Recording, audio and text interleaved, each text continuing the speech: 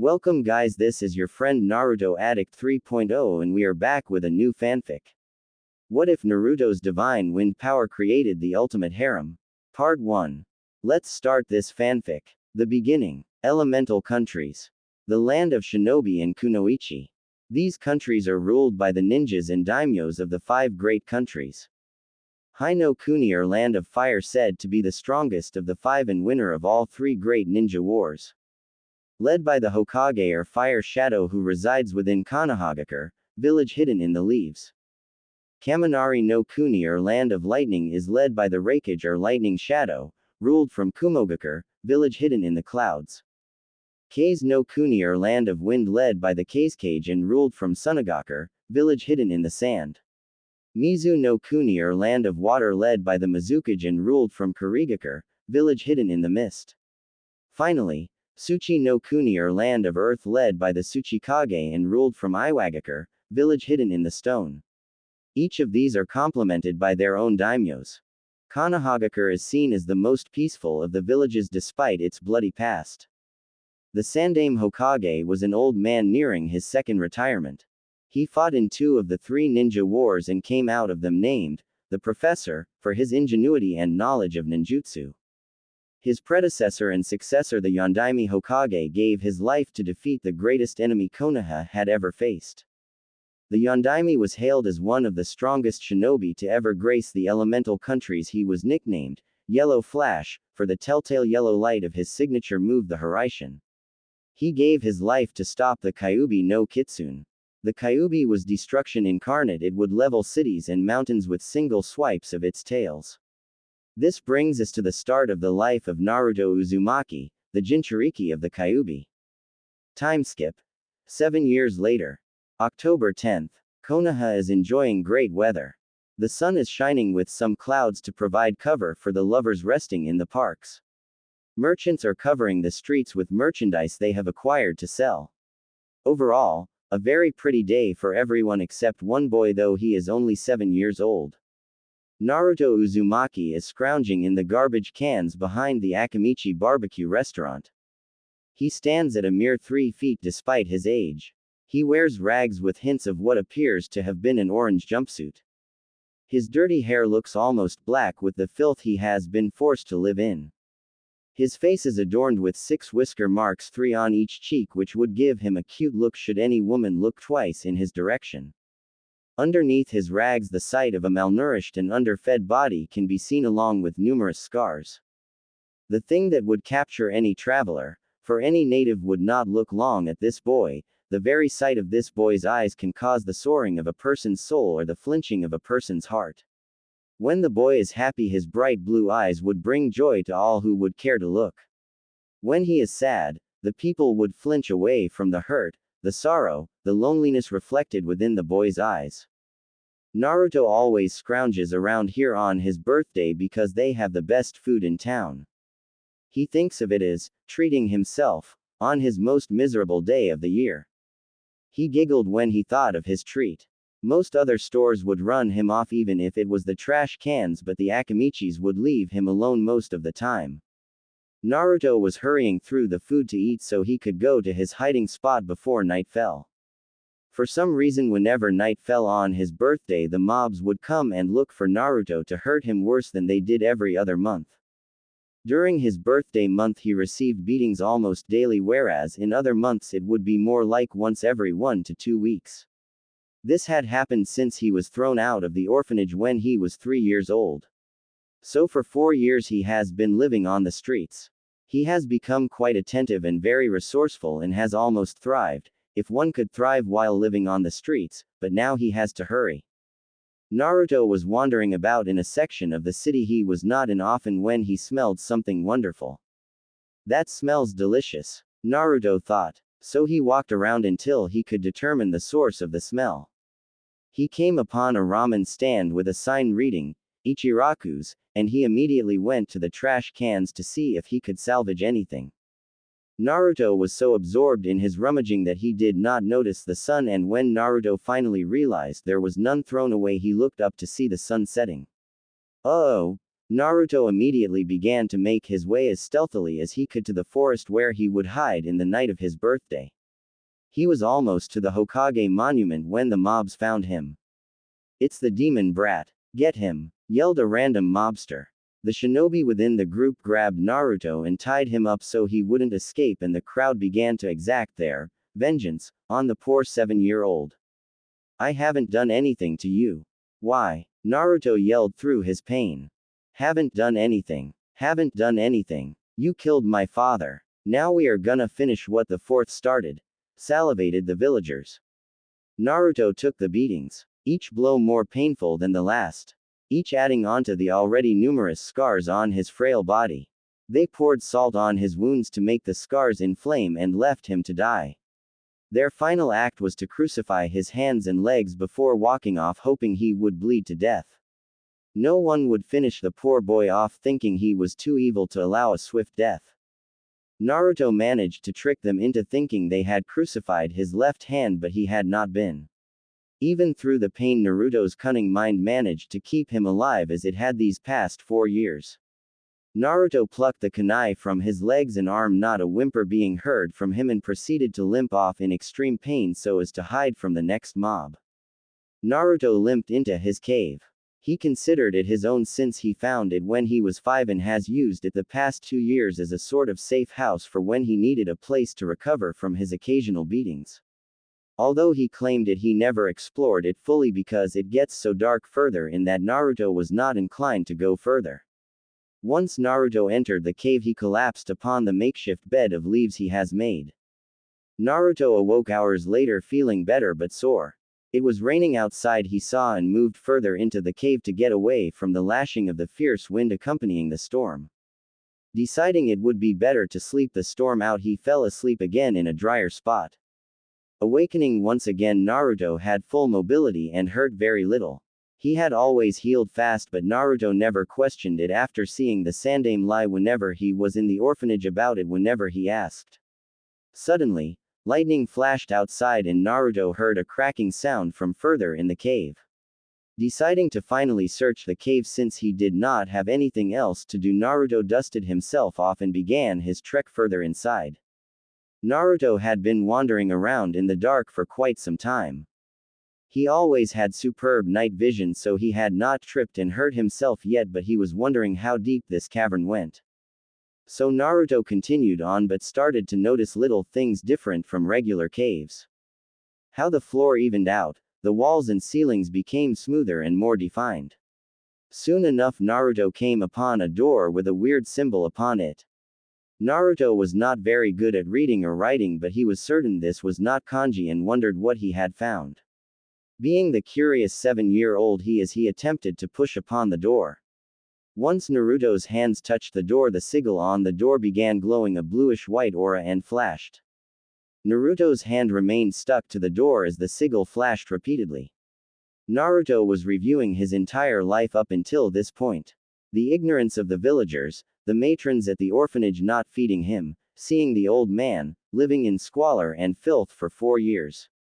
All the way up until today's beating, which had surpassed the others. Suddenly, a voice bellowed. Never has one as pure been born. To hold such a burden yet remain so pure. You may pass. The doors swung wide and Naruto's eyes widened in their sockets at the blast of air that blew past him. Not at the strength of the blast but of the smell. It smelled of fresh rain, of the springtime flowers and of honey. Not of musk and death as one would expect of such an old cavern. Naruto stepped into the massive cavern to see stone pillars reaching the ceiling many stories higher. Lighted orbs lighting the pathway all the way to a raised dais. Naruto began his walk through the underground cavern, not noticing the wind pick up around him and shooting gusts into the dark. When Naruto reached the dais, he could feel the ancient entity standing guard over the stairs leading to the top. The figure spoke in that same calming yet yelling voice. What brings you here, young one? I was simply looking for a place to sleep away from the villagers. I did not want to be hurt any longer and decided to explore the rest of this cave since the storm is too fierce for me to return to the village anyways. Naruto responded in wide-eyed fascination. The figure looked at Naruto and spoke, If you had power, what would you do with it? Naruto's eyebrow furrowed. He thought long before trying to answer the entity. While the blue-eyed person thought the entity was impressed. He showed wisdom well beyond his years, even considering his lifestyle, and was not brash like many before him. Finally, Naruto spoke. I would make it so no one could hurt me. Only to protect yourself would you seek power. The specter spoke again, seemingly frowning. And so that when others recognize me I could protect them. Of course. Naruto spoke as if it were the most obvious thing in the world. The entity chuckled. Ha ha. Even though some persecute you, you would still protect them. Ludicrous. But I can see you speak the truth, you pass my test. Wheeled kamikaze, well, young one. With that the entity faded away, but not before speaking his final warning. All is not as it seems, look deeply and your blade will never fail you. Naruto pondered the final warning before beginning his short trek up the stairs to the dais. When he crested above the final step he could see a depression further within the circular dais. When he finally reached the edge of the depression he gasped. Sitting within the depression was a ring of stairs leading to a stone table. Upon the stone table, a blade sat with its sheath nearby. It sat humming. Naruto was dumbstruck at the beauty of the blade.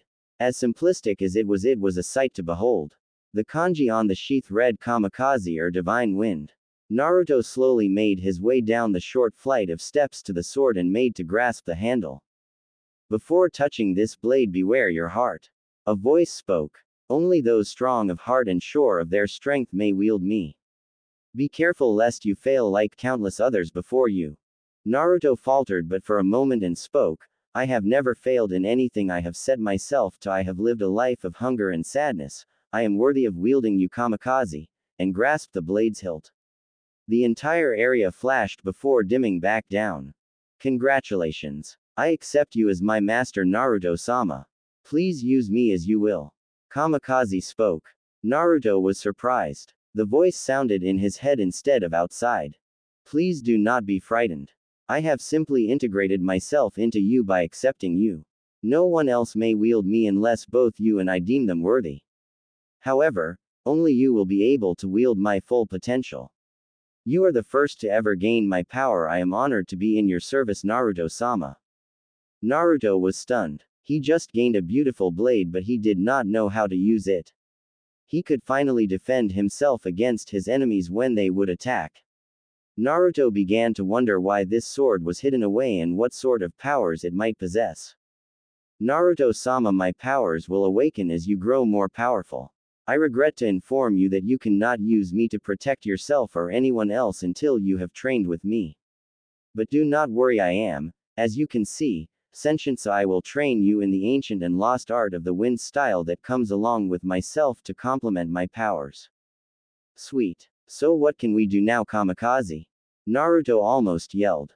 We will have to train you physically so you can handle my techniques.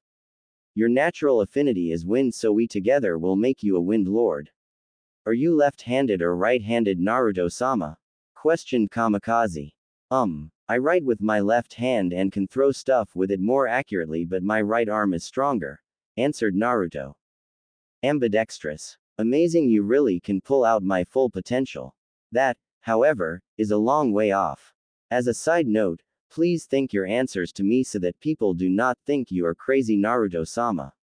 We will need to get you some better clothes, a well-balanced diet and some training weights. A nice place to sleep would do better than what you have now. For now, let's see if we can't find that old man who was nice to you, stated Kamikaze. Time warp. Earlier that same day, Kurenai Uehi, Chunin of Konoha, was returning from a horrible mission. She had been sent on a simple high C rank mission with another Chunin to transport a package from Kase no Kuni to Konoha. The trip to the sand village was uneventful. It wasn't until they were only a day away from Konoha on their return trip that things went to shit. First, the team had come across some bandits that decided Kurenai would be good fun and attempted to subdue them. They were no match for the Chunin's superior skills, but with their number they managed to wound her partner. She managed to dress the wound and keep her companion from dying, but then a missing nin from Iowa, which still had a high grudge from their last war, decided that two weakened chunin would be easy pickings and engaged them in combat. The missing nin managed to kill Kurenai's teammate and assumed it was easy street to subdue Kurenai. However, Kurenai is known as the genjutsu mistress of Konoha even at her young age of 14.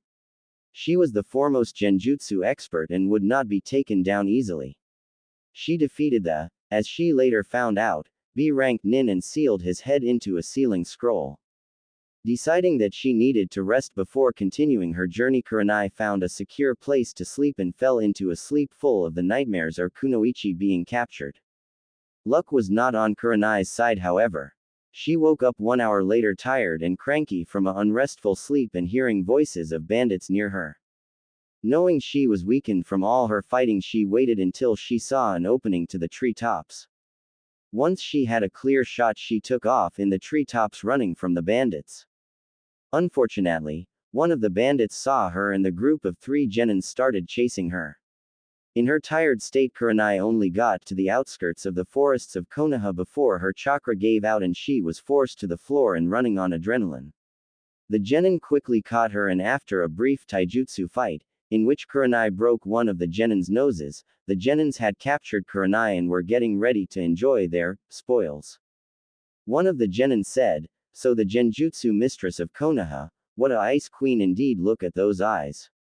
I have never seen anything like it." Indeed, Kurenai's eyes were a curious shade. Red eyes marked her with her flowing black hair that reached to her mid-back and budding C-cup S, which would only get fuller. Following her dress of bandages down to her toned and legs that seemed to go on forever. Kurenai was one of the most sought-after women within the village, however she had turned down advances for the exact reason that she is about to be raped for. They only wanted her body. Kurenai thought, shit, of course I have to come across perverts left and right today. This is the 3rd time for Cammy's sake. Can't there be any decent men left in the world? If you're gonna do it, just get it over with. Kurenai then spat in the genin's face. All of the genins gained a malicious smirk on their face. Don't worry, you're gonna enjoy this by the time we are done. I doubt it, retorted Kurenai. Shit, to think I lose my virginity to these assholes, then I die. And with that, the genin began their advance. Naruto was walking out in the forest after having taken an alternate route when finding his original way blocked. He had kamikaze slung over his back because it was currently too big to be tied to his waist. Naruto was heading north to Konoha when he began hearing strange grunting noises. Naruto-sama, I suggest we see what is going on over there and quickly. Kamikaze stated, knowing what those sounds probably meant. Marking how urgently Kamikaze said it, he drew Kamikaze slowly so as not to make too much noise and gripped it tightly before moving forward. After walking a few steps, the noises became louder and then he heard a loud feminine scream. Immediately, rushing forward, he pushed aside a part of a bush to look into the clearing ahead but not be seen himself, and was shocked at what he saw. There in the clearing was one of the most beautiful women he had ever seen. Being manhandled by 3 butt men. They were in the process of ripping her clothes off. He saw the fear in her eyes and immediately knew if he did not do something he was going to regret it. So he started to formulate a plan when Kamikaze spoke up. Naruto-sama, I can help you take out these vile beings if you allow, but this will drain me and I will not be able to do it again for some time. Do you wish to do it? Asked Kamikaze. Naruto replied without any hesitation, do your thing, Kamikaze. If I cannot help her, then how can I help myself? Kamikaze hummed in response and told Naruto, indeed you are the correct wielder for me. You know nothing of the other person yet you are willing to sacrifice your power for her. Astounding. I shall grant your wish. She will be saved. With that being said, Naruto's eyes changed. Naruto's blue eyes changed to a menacing red with slits for pupils. However, these slits were not normal, they were in the form of an curve similar to an S but not quite. Instantly Naruto's vision improved and Naruto could feel his body moving more fluidly than he ever thought possible. Naruto charged into the clearing right as the genin managed to grab the rest of Kurenai's dress off. They were stunned that this little kid moved on them. Before they could blink, Naruto had the one who was stroking himself in preparation castrated and decapitated. While his head fell off, the other two genins took their stances and one yelled, "You little twerp. You killed our friend. We are gonna beat you dead." And with that they charged.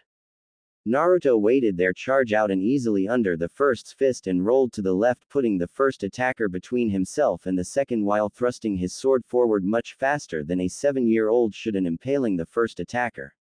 As the first slumped down, the second was contemplating what kind of monster Naruto must be to move like that while being so young. Kurenai was shocked. She could not believe this young boy had come out of nowhere and managed to kill not one but two genins and has almost saved her from being raped by them. Her belongings in the package are still in her pouch, so she was just staring in awe at this dirty boy handling 3 genin like he is a Junin and they are greenhorns. Naruto was getting tired and he knew it. Moving at speeds his body shouldn't be able to and using as much energy as he had on his malnourished body took a toll on him. He knew that he needed kamikaze to finish soon so he didn't pass out. The third genin was just trying to figure out how to beat this kid. He eventually decided that a long-range attack was best against a sword user, so backed up and started doing hand signs as fast as he could to activate his jutsu. Seeing this, Kamikaze smirked after recognizing the jutsu and said to Naruto, "Would you like to try my most basic power, Naruto-sama? It would be most effective against the current jutsu being employed." "Sure," Naruto answered and closed his eyes, concentrating on the energy source Kamikaze told him to activate. Kurenai's eyes widened as he watched the young boy's eyes close as the enemy finished his hand signs and put his hands up to his mouth. "Run!" she screamed. The third genin smirked as he fired his fireball straight at the young boy, sure that he could not dodge or block this jutsu. Fire style. Grand Fireball no Jutsu. Naruto concentrated solely on the energy source, barely heard the goddess call or the enemy's jutsu. He finally found it and pushed it into Kamikaze. Kamikaze smirked, if such a thing was possible, and said, "Release the energy, Naruto-sama, and call out your attack." "Benny," Naruto said as the fireball bared down on him, and the goddess stared in shock as Naruto's eyes snapped open and a red aura surrounded him. K's. The genin's smirk faded as he watched the red aura gather around the raised blade of the boy, and with a single downward swing of the blade he sent a crescent of red energy through the fireball and straight at him. With his surprise, he was too slow to move out of the way and was sliced clean in two. Kurenai, seeing the threat terminated, stared at the smiling boy holding his sword and had to ask herself, maybe there is hope for men after all. Still, where did he come from and where did he get such a powerful blade? She could feel herself giving out. The stress of almost being raped 3 times in the long run were taking a toll, and now that the adrenaline was leaving, she could feel herself falling asleep. "Hey, are you alright, Megami-chan?"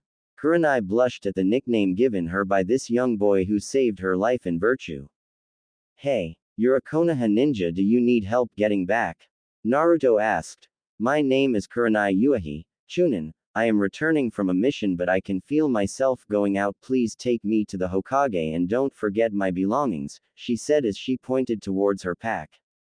Then she fell forward unconscious. The last thing she remembers is 6 whisker marks on the boy's cheeks and him managing to appear right next to her as she fell forward. Naruto saw Kurenai fall forward and rushed to grab her. He was tired, but he would persevere for her sake. He laid her down and took the rags off his chest, which were still pretty tied together, and managed to cover her ass and downstairs, as Naruto would say. He wondered how he was going to get to Konoha without hurting her.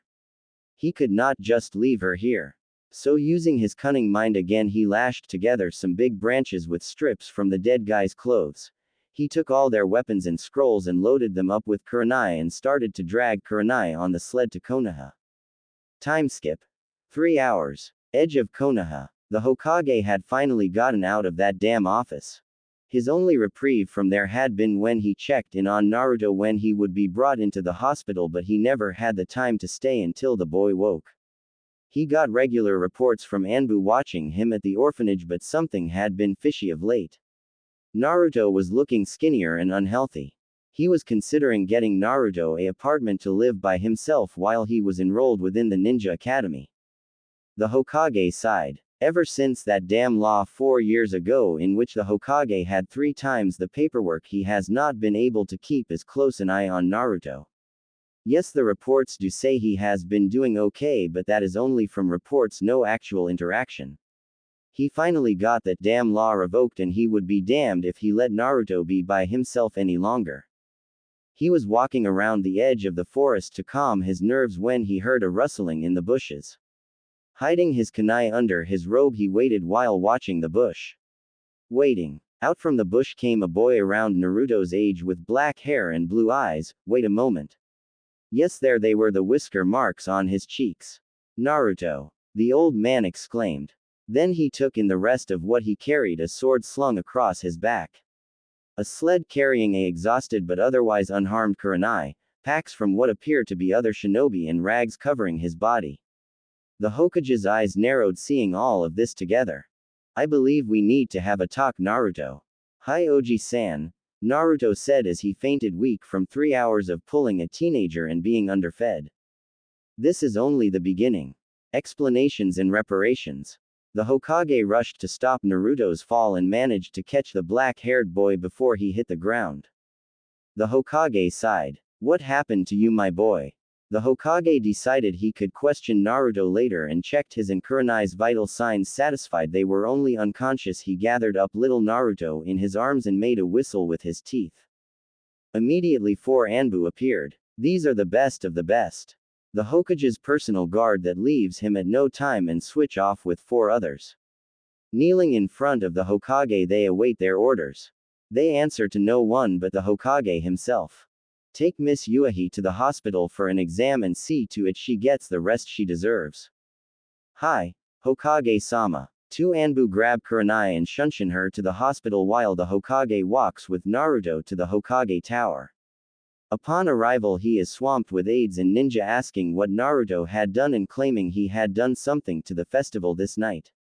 The Hokage, having had enough of these ludicrous proceedings, spikes his killer intent will be key from now on and speaks. The next person to speak a lie about little Naruto tonight will be on the executioner's block tomorrow morning. Do I make myself clear? Bellowed the old man. The crowd dispersed faster than Naruto running for food. The Hokage sighs, he is doing that a lot more lately, and proceeds to his office where he can continue watching the fireworks celebrating the Yondaime's sacrifice and wait for Naruto to wake up. While he is waiting, he looks through the pouches he found on the sled. He sees the package that Kurenai had been sent to get. He had honestly thought that to be an easy mission and was hoping to get Kurenai some more missions to get her to Junin so he could have some genjutsu classes with her. Noticing the pouches seem a little heavy, he searches through them and comes to the conclusion it was 3 genins and that Kurenai had a sealing scroll for heads in hers. Quickly unsealing the head, he went about locating if the Iwa nin had been in the bingo book, the book for missing nins and their capture reward. Recording Kurenai down for the B-rank nin and the C-rank completed, he turned his attention to Naruto and the sword laying on his back. Looking closely, he noticed the sword was actually a ninjutsu. It was slightly curved but was double-bladed, sharp on both edges. The tsuba, or guard, was the weirdest the Sandaime had ever seen. The connection between blade and hilt seemed to be a whirlpool of sorts, but not of water but of wind. The cloth wrapped around the hilt ensured a firm and easy grip. Attempting to get a better look at the blade, the Sandaime attempted to pull the blade but had to remove his hand when the wind picked up and almost cut his hand off. Frowning slightly, the Sandaime sat back in his seat to contemplate this new development. Seeing Naruto's face in sleep made him soften and he looked over Naruto. His hair looked blackened with dried mud, dirt, leaves and what appeared to be something else. His arms and legs sported numerous scars and scratches, no doubt from his trek within the woods. However, it was his chest area that made the Sandaime seethe and start to radiate ki. You could see Naruto's ribs, each were clear as day. The scars here were much worse than his arms and his breath rattled within his lungs as if taking a breath caused him pain. The Sandaime wondered what else he had missed if his own Anbu had not ensured he get fed properly. Time skip 3 hours. Naruto began to stir and the first thing he noticed was that he was on a comfortable sofa. He froze trying to figure out what house he was in this time. However, Before he could do anything drastic, Kamikaze spoke up. Naruto-sama, you were picked up by the old man, remember? Hi. Naruto answered. Naruto cracked his eyes open and saw the old man silently smoking on his pipe. His eyes holding a smoldering fury Naruto had rarely seen in him, and he noticed the old man had not seen he was awake yet. Naruto sat up and put his biggest smile on and looked at the old man. He hadn't changed a bit in 4 years. Hello, Ji-san. The Sandame chuckled, seeing nothing could keep the poor boy down, and favored him with a small smile. Hello, Naruto-kun. Ji-san, where is Kurenai-chan? Naruto questioned curiously. He was genuinely concerned for the young woman's life whom he had saved. Kurenai-chan is it? The Hokage thought. I had her taken to the hospital once you have arrived. You have been out for 3 hours, Naruto. I need you to be serious and tell me what happened. Should I tell him that you can talk, Kamikaze? Naruto thought to the sword. Perhaps it would be best to keep me out of this conversation. Tell him you found the sword within the cave, but do not tell of your trials. No one else will be allowed in, so there is no harm done. Answered Kamikaze. Giving a mental nod, Naruto turned to the Sandame and began his tale. 1 hour later, then I saw Kurenai-chan collapse and I made the sled and dragged her all the way home. The Sandame was gobsmacked. This boy took out 3 genin with this new sword, which only he seemed capable of wielding, but was obviously not a Kyuubi trick, for its power was bluish white, not red, and wind, not fire. Not only that, he had been beaten today and shrugged off such severe wounds in hours. Yes, the Sandame was speechless for about 5 minutes afterwards and decided he would have to talk to Kurenai to get her version. Well, Naruto, we should get you to the orphanage. Even though you are so late, they should still have your bed for you. Naruto, his head to the left a little bit with a confused expression on his face. Oji-san, I have not been to the orphanage for almost 4 of my birthdays now, stated Naruto with a serious expression. Once again, the Sandame was speechless. Naruto had not been in the orphanage for 4 years. Where had all those orphanage reports come from then?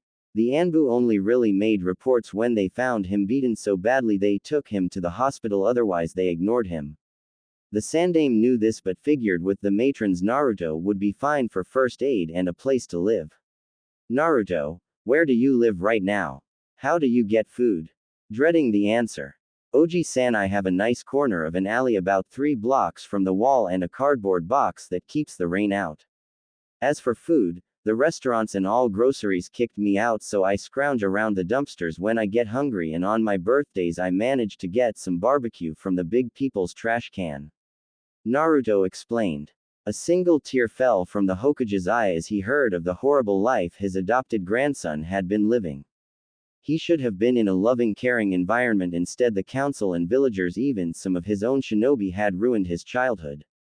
Steel came to the Hokage's eyes as he contemplated what he would do in the coming days. His will of fire rekindled at the injustice of Naruto. He was going to ensure Naruto got what he deserved. The Hokage turned to Naruto and said, Naruto, is there anything you want? Naruto thought for a moment, and after conversing again with Kamikaze, he stated, some money for food and clothes and some training weights so I could train to be a ninja. A place to sleep would be nice too, Oji-san. The Hokage blinked, then blinked again, and his eyes softened. Very well, Naruto, I will have a new apartment set up for you. You will get a monthly stipend from me every first Tuesday of the month. Come see me and I will give you money. In a few days we will go buy you food and groceries for the new apartment. Until then, I want you to stay with me while I take care of things. Okay. Naruto thought for 1 second, then nodded his agreement and spoke, one last thing, Oji-san. Anything else, Naruto? The Hokage asked. Yes, please do not tell Kurenai-chan who saved her. Inform her that it was a random swordsman who simply wanted to help. Naruto said. The Hokage's eyes widened at the request and at the thought-out excuse, and then narrowed. Why? The Hokage asked. Naruto responded. I see how the villagers and shinobi look at me. I know not why they hate me so, but a beautiful woman such as Kurenai does not need to have such hate thrown on her for simply trying to thank the one who saved her. I do not need her thanks and I do not want her pity. Please tell her this excuse for me so she may go on with her life and not have to be lumped with me. Another tear fell from the Hokage's eye yet again at the maturity shown by the blonde in the past few hours. Alright Naruto-kun, I agree, the Hokage sighed with a heavy heart. Let's get you to a hot spring to clean you up, then we can go to bed, nay. It took 2 hours of scrubbing to get Naruto's hair back to its golden blonde color, and Naruto managed to clean his wounds. After crawling into the first bed in 4 years, Naruto fell into the most peaceful rest of his entire life. Safe under the Sandame's watchful eye. Time skip. Next morning, Kurenai woke within the hospital. Huh, what happened? I feel horrible. As she began reviewing her memories, she recalled the horrible mission and became depressed for allowing her comrade's death, but then came upon the awkward young boy who had saved her. What was that weird weapon he carried with him? That strong, ferocious aura that exuded from him as he was enraged from those bastards' actions. She wondered where he went. He was an interesting person and he obviously got her home. Finally, she shot up wondering where he might be.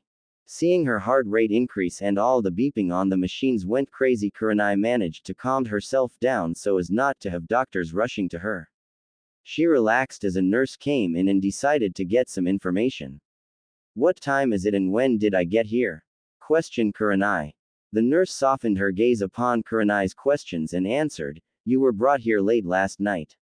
You must have been quite exhausted to have slept through the night and well into the morning. It is my understanding that you ninja are up early and sleeping till almost 10 in the morning is a little late for you.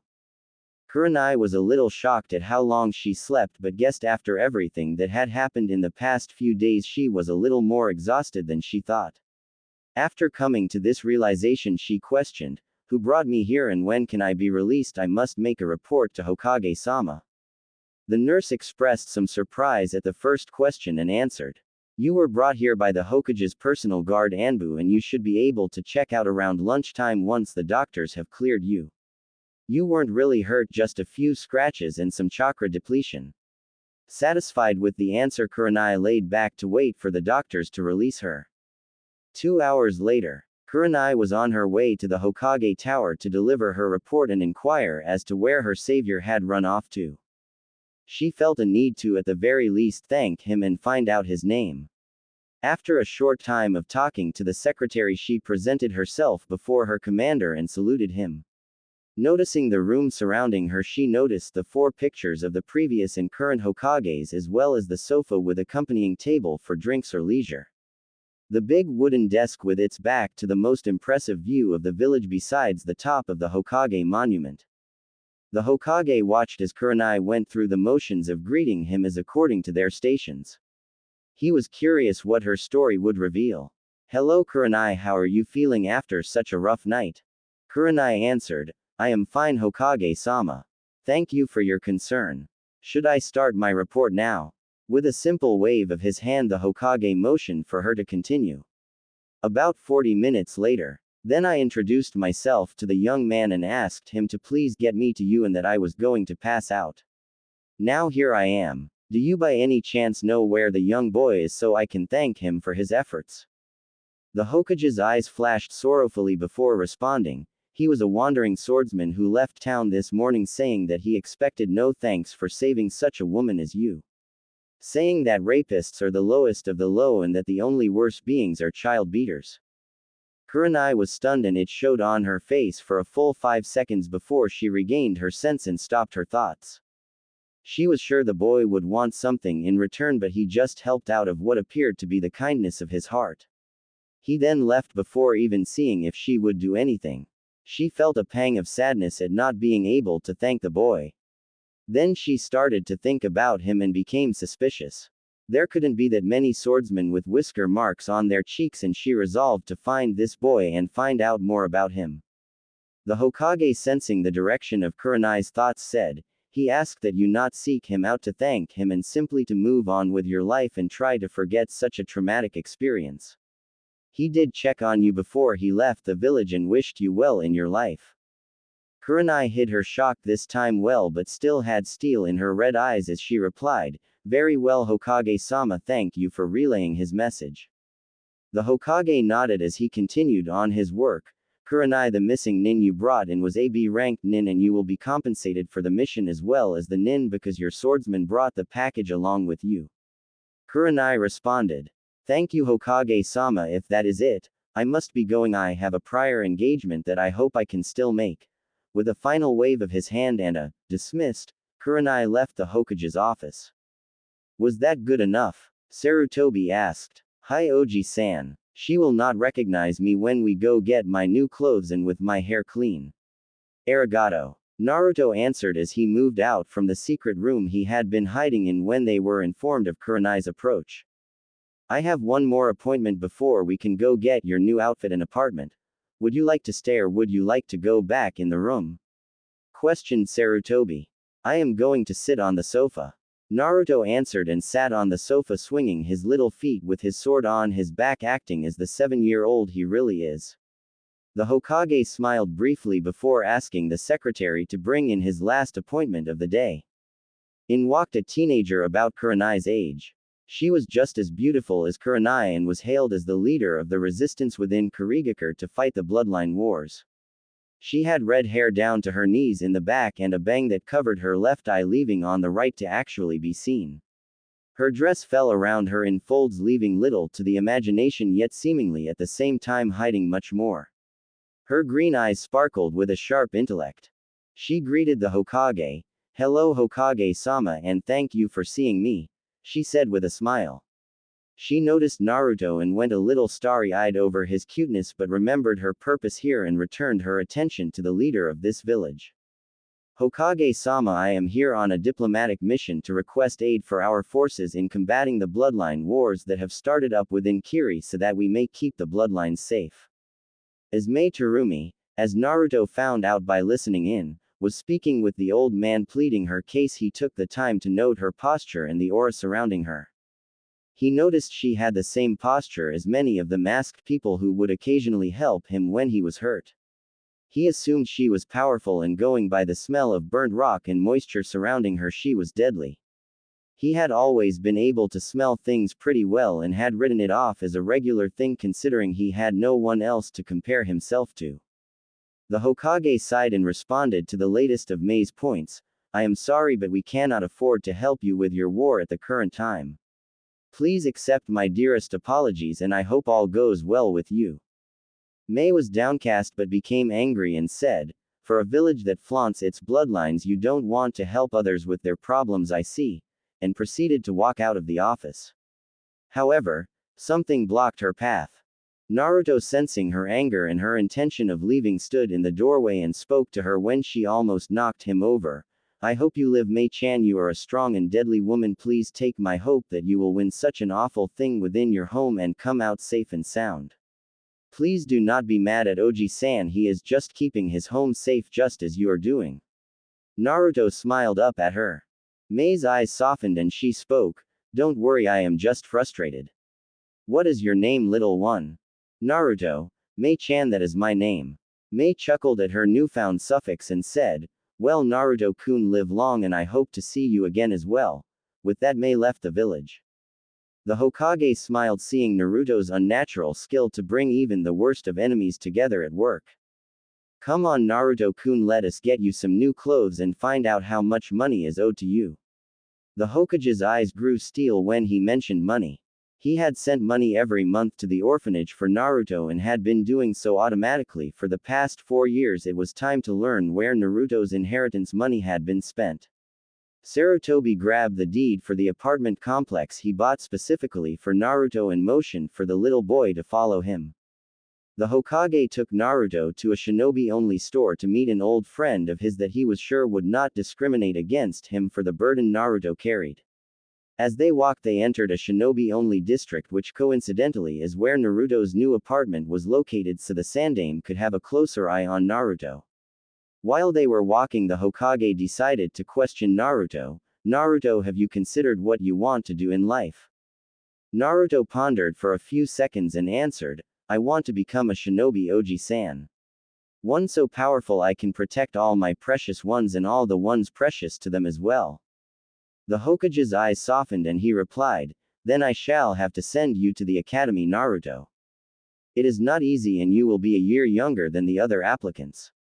We will be extending the curriculum a full year once this year starts as well, so you will not graduate until you are 12 Naruto.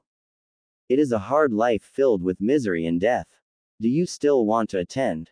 It hurt to be so brutally honest, but the Hokage had to be sure Naruto wanted this, because even though he could do many things should the council wish it, Naruto attending the academy could prove to be hard to negotiate. The council has gained too much power as of recently, and it would take years for the Sandaime to revoke some laws and get the Hokage's power back in the correct hands. Naruto responded without hesitation, I will become the most powerful shinobi to protect the people I consider precious. Then let us get you what you will need for school. It will start in a few months and you need some supplies to go. The Hokage replied. They arrived at the store and Naruto was not impressed. It looked like a shack. The Hokage chuckled at Naruto's look. All is not as it seems, but before he could say anything Naruto's eyes narrowed. Naruto spoke up. Oji-san, is there a genjutsu somewhere near here? The Hokage's eyes widened and he decided he would have to have Naruto's sense tested to see if he was developing extra sense for some reason. Hi Naruto-kun. The store is under a genjutsu so that only Anbu operatives may enter. It is a rule only those who can break the genjutsu may shop here, but I am going to allow you to shop here because you managed to detect the genjutsu at such a young age. Naruto was ecstatic to be able to shop where the elite of the Hokage could and ran to the door before walking inside along with the Sandaime. Once inside, Naruto was stunned at the cleanliness of the store and how modern it looked compared to the outside. He saw row upon row of kunai, shuriken, ninja wire, explosive tags, and even different swords to be used. He finally came full circle to see the counter and the older man residing behind it looking at Naruto with a critical eye. Naruto flinched back seeing this and after gathering his courage glared back at the man as if daring him to try something. The older man suddenly laughed and spoke up, so. Naruto Uzumaki finally decides to grace my humble abode. Nice to meet ya young man, my name is Kurisu. I was wondering when you would get around to scoping my shop out for some pranks on our favorite Anbu. Naruto beamed at the praise given by Kurisu and was glad to have someone who did not outright glare at him for some reason unknown to him. Well, I had to work my way up. Wouldn't want me getting caught now, would I? Kurisu chuckled at Naruto and said, You my boy are going to be great, I can see it. Especially with the Sandaime behind ya. Pick up whatever clothes you need. I will get your academy package ready as I can guess you are attending the academy and we will work out what will need to be paid for. One last thing though, what are you doing with such a blade? Naruto responded with complete awe and respect, Well Kurisu ni-san, I found this blade named Kamikaze in a cave not far from town. He is very helpful. I like this one. Naruto-sama, please return here and converse with him some more, perhaps he can help with your training. Kamikaze spoke. Hi Kamikaze. Kurisu smirked and said, Off with ya now and pick out some true shinobi clothing. I have your weapons ready with your return and some new books. Naruto walked off within the store and browsed around. After a little time figuring out what he wanted, he finally picked out some basic Anbu-style clothing to last his training and figured he would buy another set of clothes when he graduated. So garbed in regular Anbu issue clothing, he emerged from the clothing room no longer in rags. With his hair hanging longer than normal making its way down his back. He made his way back to the counter after throwing away the rags. When he stood before the counter, the Hokage and Kurisu both were very pleased with his choices and Kurisu spoke up, Very good. Most your age would go for flashy colors, but you chose practical stuff. Here's your academy set, but I have real kunai and shuriken that will be ready to use when you reach the appropriate skill level. The books are standard academy issue with some notes scribbled on the side by real shinobi. I keep very few books here, but the ones I do are more educational than anywhere but the Hokage vault. Now for payment, let me see. Naruto waited with bated breath while Kurisu started ringing things up with his register. Tell me boy, where will you go to shop after you are finished here for your shinobi needs even while in the academy? Naruto was a little taken aback but replied, I would like to shop here Kurisu ni-san if you don't mind, that is. Kurisu pondered for a moment and said, Then think of this as an investment should you shop here for the rest of your life. I will give you all this equipment and will only sell you the best equipment from now on. What say you, Naruto?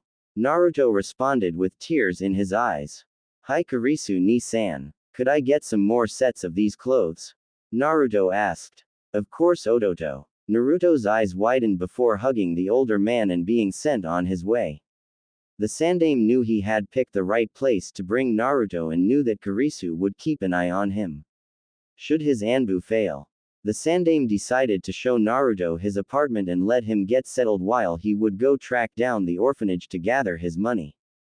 So while he led Naruto to his apartment, he was taken by surprise when he noticed Naruto now wore a mask similar to Kakashi Hatake. Now the Sandame was known as the Professor, for a reason, and instantly deduced that this was to serve two purposes. 1. Keep the villagers from recognizing him so fast without his whisker marks Naruto stood out far less. 2. Keep Kurenai from learning his identity and being persecuted. He smiled at Naruto's ingenuity and came upon his apartment.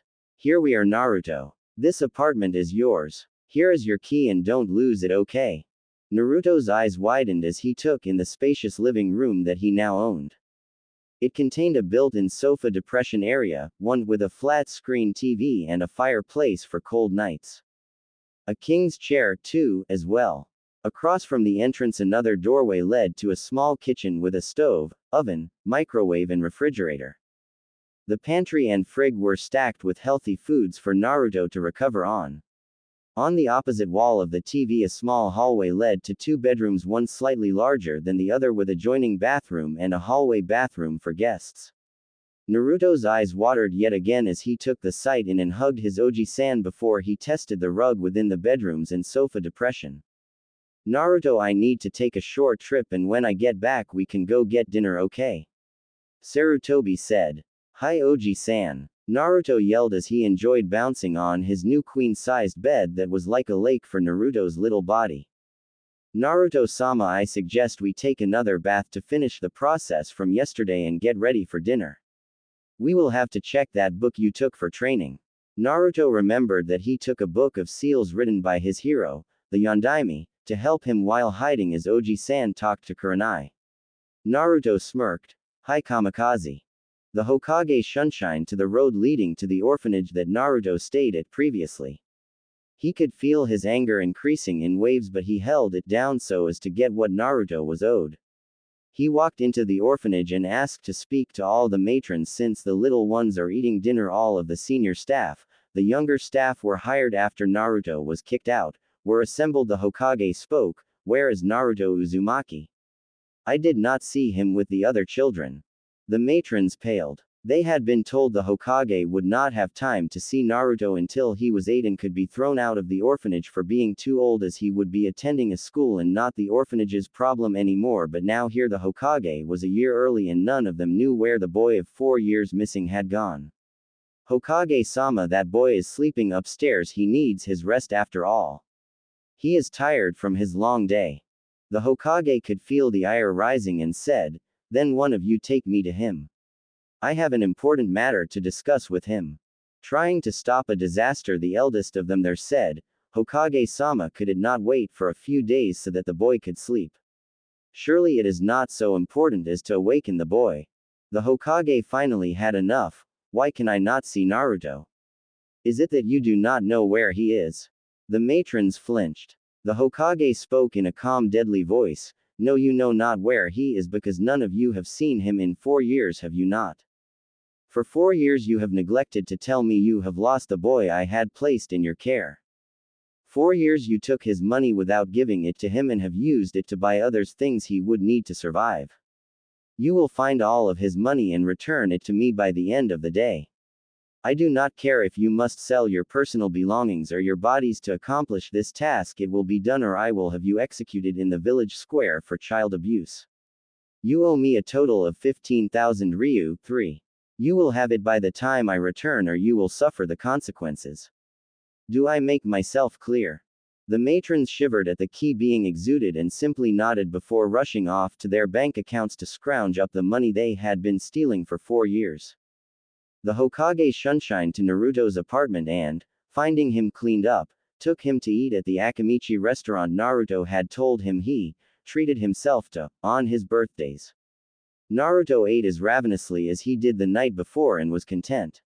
Returning Naruto to his home after having walked around the village for a few hours, he shunshined to the orphanage for his final act of the night.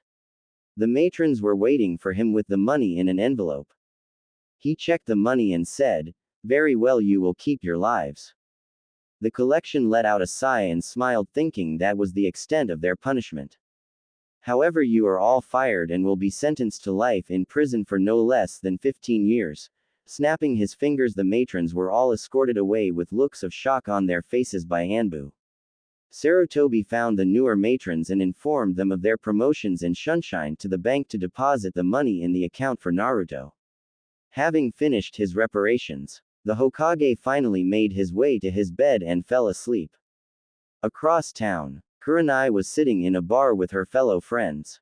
Yugao Azuki, a Chunin Anbu with a heavy fascination for the sword arts or kenjutsu, and Anko Mitarashi, a Chunin, who was the ex-apprentice to the snake Sanin Orochimaru, hated for being associated with him and supposedly being a spy despite the way he left her. Kurenai had related the tale of her mission and was gauging her friends' reactions. Yugao was looking starry-eyed at the thought of such an attack that could cut through jutsu, and Anko was thinking of the boy who saved her. "So, what are you gonna do, Nai-chan?" Anko asked. Kurenai sighed and responded, "I want to find this boy. He is obviously very skilled and a good person. I would like to ask you guys to keep your eyes and ears peeled for such a person while on your missions, and I will do the same." Yugao immediately answered, "Didn't he ask you not to look for him?" Kurenai answered, "I don't wanna apologize to him, I just want to find out if he really helped only out of the goodness of his heart." Yugao said, "Well, count me in, I want to find out what attack he used." "It sounds amazing." Anko replied, "Me too, I want to see what kind of person would do such a thing." Kurenai sighed and said, "Thank you guys. I am getting tired of all these perverts going after us just for looks. We will find this guy, and who knows, maybe he will stay here in Konoha if he turns out to be good." Unfortunately, none of the women would hear anything about this mystery boy for almost 6 years. Back to Naruto. "So what do you think, Kamikaze? That will be most beneficial to the style I will be teaching you. You will have to work on your handwriting, but if you can apply the seal, it will make you exponentially more powerful without hindering your growth." Naruto smirked, looking at the seal the Yondaime used to train his body to handle the Hiraishin technique, and could feel himself getting stronger already. Naruto was ready for training. Training in academy times. Time skip 5 years. Naruto cracked his eyes open and beheld his apartment. 5 years it had been since he acquired Kamikaze, and he began his training under the Sword Master. "Good morning, Kamikaze." "Good morning, Naruto-sama. How are you feeling after last night?" Kamikaze replied. Last night he had stepped up his training to figure out why he could not do that blasted Bunshin no Jutsu. Kamikaze had said that it was because he held too much chakra and could not fine-tune it enough yet to make the clones. It was like putting your finger in front of a fire hose. "I am fine, thank you, Kamikaze." Naruto responded as he reviewed his training exercises. He knew the leaf floating, tree climbing, and water walking exercises and could do them all while combing the leaf floating with the other two, but just could not seem to control his vast chakra reserves enough. Deciding to ponder it later, Naruto got up, stretched, and made his way to the kitchen to eat breakfast before going out in the dark, since it was only 5 o'clock, and running his usual laps around Konoha before the populace gets up and sneers at him. He had used the same morning routine after getting settled within his new apartment. He would wake up each morning around 5 o'clock, do physical training, running, push-ups, sit-ups, and stretching while winding down.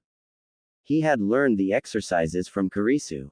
Kamikaze had been right. Kurisu was a retired S-rank Anbu. He was feared in many small countries but kept a low profile so as not to attract attention.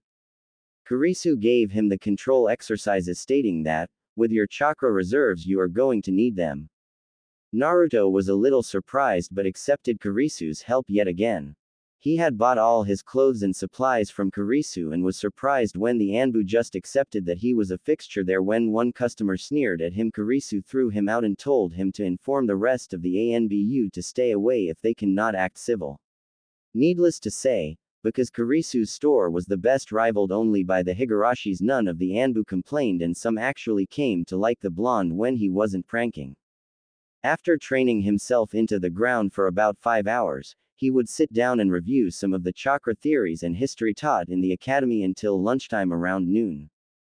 He would eat lunch made by himself, after learning how to cook again from Kurisu, although Kurisu's foods would always be spicy. He would train with kamikaze in the wind style.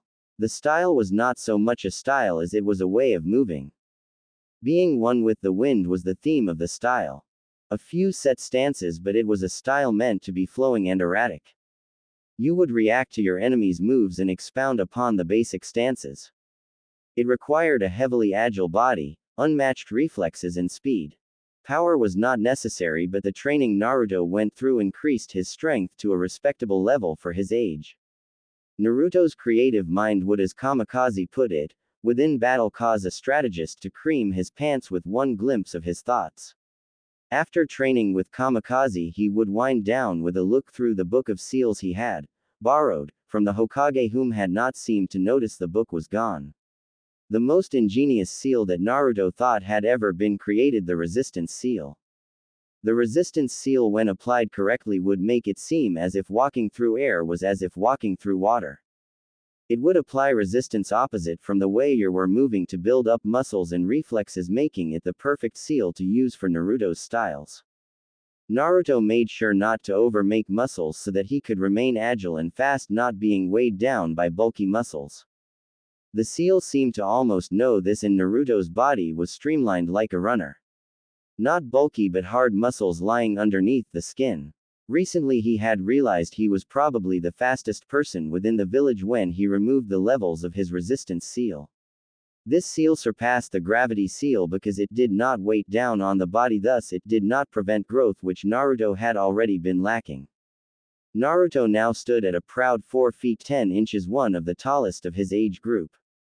Even within his current class he was taller than almost everyone else. In his class few had what it took to be ninja, and even of those only 3 stood out as actually making it. Tenten Higurashi, one of the only non-fangirls within the academy. She could hit a moving target from across the training field.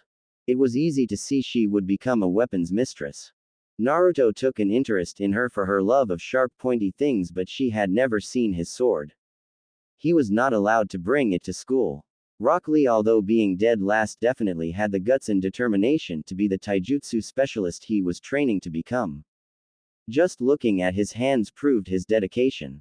Finally, Rookie of the Year, or as Naruto called it, Stick Up Mai, Neji Hyuga, a claimed prodigy that was able to master the Gyuken, the Hyuga's fighting style. Naruto had stumbled across the modified caged bird seal that the Yondaime had been trying to make, and after gathering some materials started to expand upon it. Once he became a genin, he was rather sure it would only take a few months to make a seal that would allow that rift to be bridged. Naruto made his way to school for the genin test that he was to take today. It was finally the day he would be able to make genin and get further training in the ninja arts. Kurisu had given him some low-level jutsus to learn, but nothing with kick enough to do anything besides causing some minor discomfort to other shinobi. He had mastered many of the wind jutsus fast, just as Kamikaze said he would, and could not seem to get really anything above AD rank fire jutsu. Fire seemed to be out of his grasp, though wind and surprisingly lightning seemed rather fond of him. Unfortunately for him, both of those types of jutsus were in short supply in the land of fire, and he wound up with only 3 C-rank jutsus and nothing above it. Although 2 of the jutsu could be upgraded to AB rank if he pumped more chakra into them, though he wasted a lot of chakra doing so. Naruto arrived at the academy and took his normal seat as the rest of his class filed in. He ignored the opening speech from the teacher and took his test when it was handed to him. He scoffed at the questions they were asking. Honestly, could anyone really fail this test? Turning his test over and closing his eyes, he took a nap while waiting the 45 minutes for the test to end. After that, he went to the target practice and waited in line to be called up. He reached for his kunai and shuriken and flung them all one by one towards the targets, hitting the targets each time. Next, he went to the taijutsu sparring mats and stood in front of a chunin that scowled at him. Naruto smirked in his head, if only I could show my actual taijutsu. Yes, Naruto had come up with a bastardized version of the hummingbird style used by the Yondaime in conjunction with the Hiraishin. The book he stole seemed almost like a journal of Yondaime's. It had clues to the actual katas but not a comprehensible amount of data, so Naruto used what he could. His mind came up with a style based upon it, and it was as deadly as the hummingbird style if he did say so himself.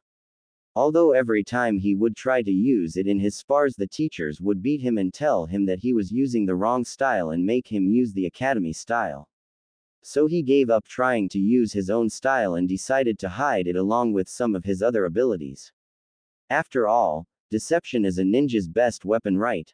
After losing to the chunin, who had not been holding back, he made his way to the ninjutsu portion of the test. Hoping that he would not have to do the clone jutsu, he walked in and saw a chunin with a large scar across his face. He recalled this was Iruka-sensei. He was a nice person who only disliked Naruto when he pranked, and not that seemingly blind hatred the rest of the village held. Okay Naruto, I need you to do the kawarimi, henge, and bunshin no jutsus. Crap. So much for not having to do the clone. Ah well, might as well give it a shot.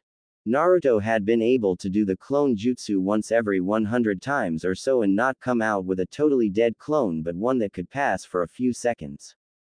He just had to hope he could pull it off this time. He did a sealess replacement and finished the henge beautifully.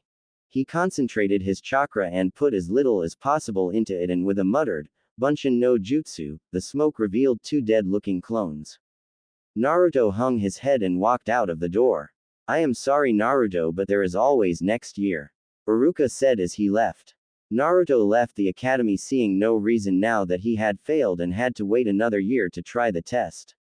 He headed to the Hokage monument to think he was always calmest there. Naruto-sama, you mustn't let this get you down. There are other types of bunshin, are there not? Kamikaze questioned once he had arrived in his usual spot on the Yondaime's head. Hi Kamikaze. But I cannot gain access to the jutsu library because of the librarians. Ji-san said he could not help because he cannot show favoritism, and Kurisu has helped so much I do not want to rely on him. Naruto thought back. How about those Anbu who always chase you after a prank? Wouldn't they know the techniques? Questioned Kamikaze, pulling Naruto out of his depression. Ah, the pranks, he had kept doing them to test his stealth and speed. He could honestly say he was nigh undetectable when he wanted to be. Only 4 Anbu seemed capable of catching him. One was a dolphin mask that he could swear seemed familiar. He still couldn't figure out how they did it. Indeed, they would know the techniques. In fact, they would know the strongest of them.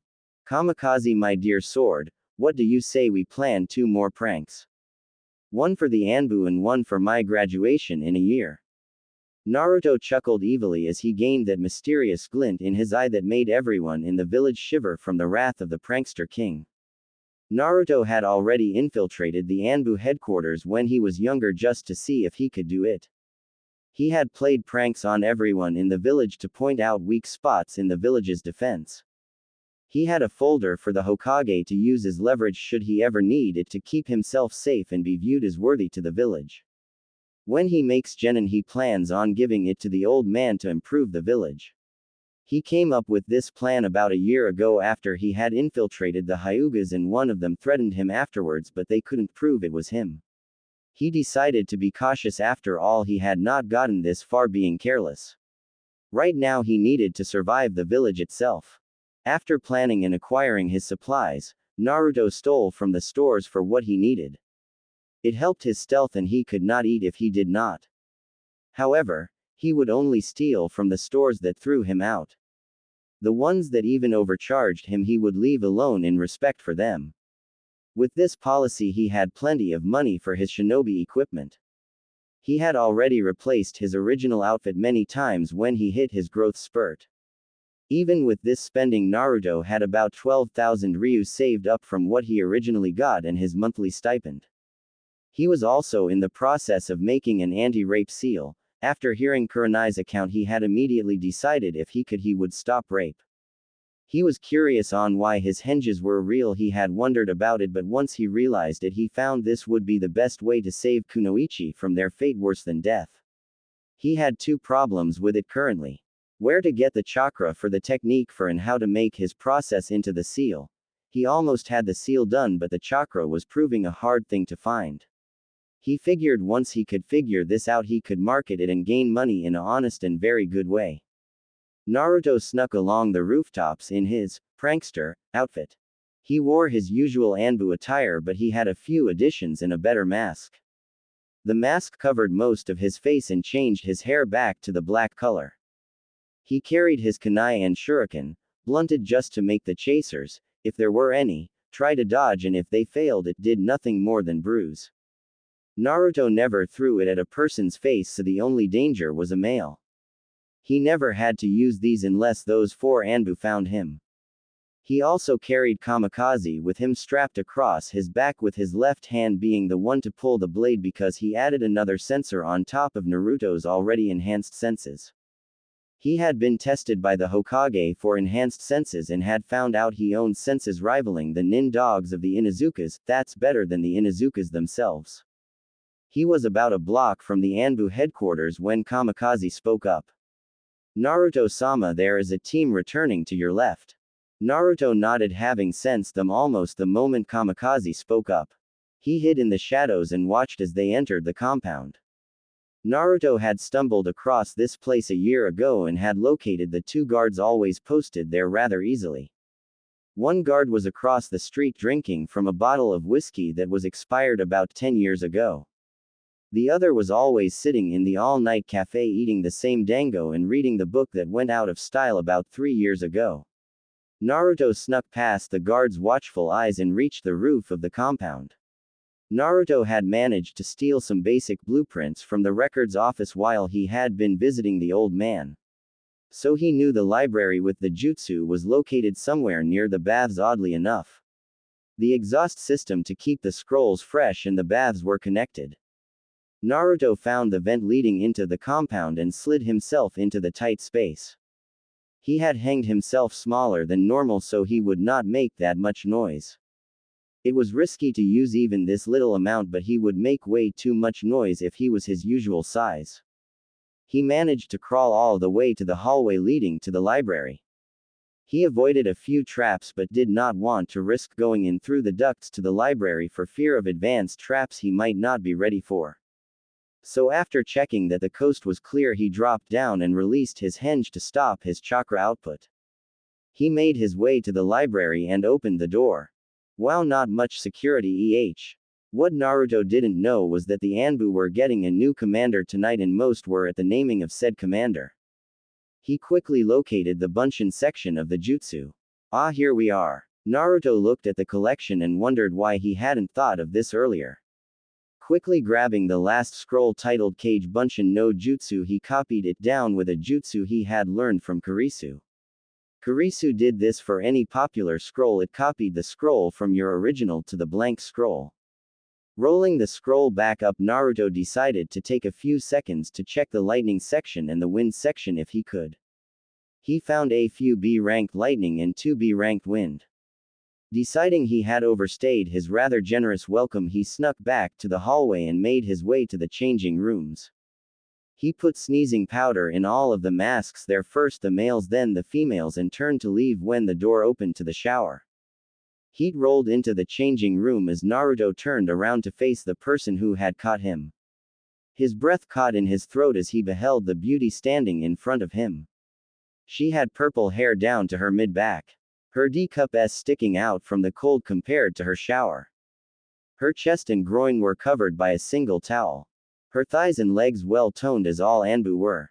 Stopping his ogling, he finally looked into the woman's eyes and, noticing her amber eyes narrowing in anger, decided to beat a hasty retreat. He quickly said, "Kai," and disappeared in a flash. Gomen na Murasaki Harem. Purple Princess, he hit her in the back of the neck with the butt of his sword and knocked her out. As she fell, the towel she had been holding fell loose and Naruto was treated to her, flashing him. Quickly bashing down his forming inner pervert, he covered the beauty again and hanged himself back into his smaller form and re-entered the air ducts. He climbed his way out and headed home for a good night's rest. Time skip. Next morning, Yugao woke up with a headache. She quickly put her guard up when she then realized she was in the Anbu infirmary.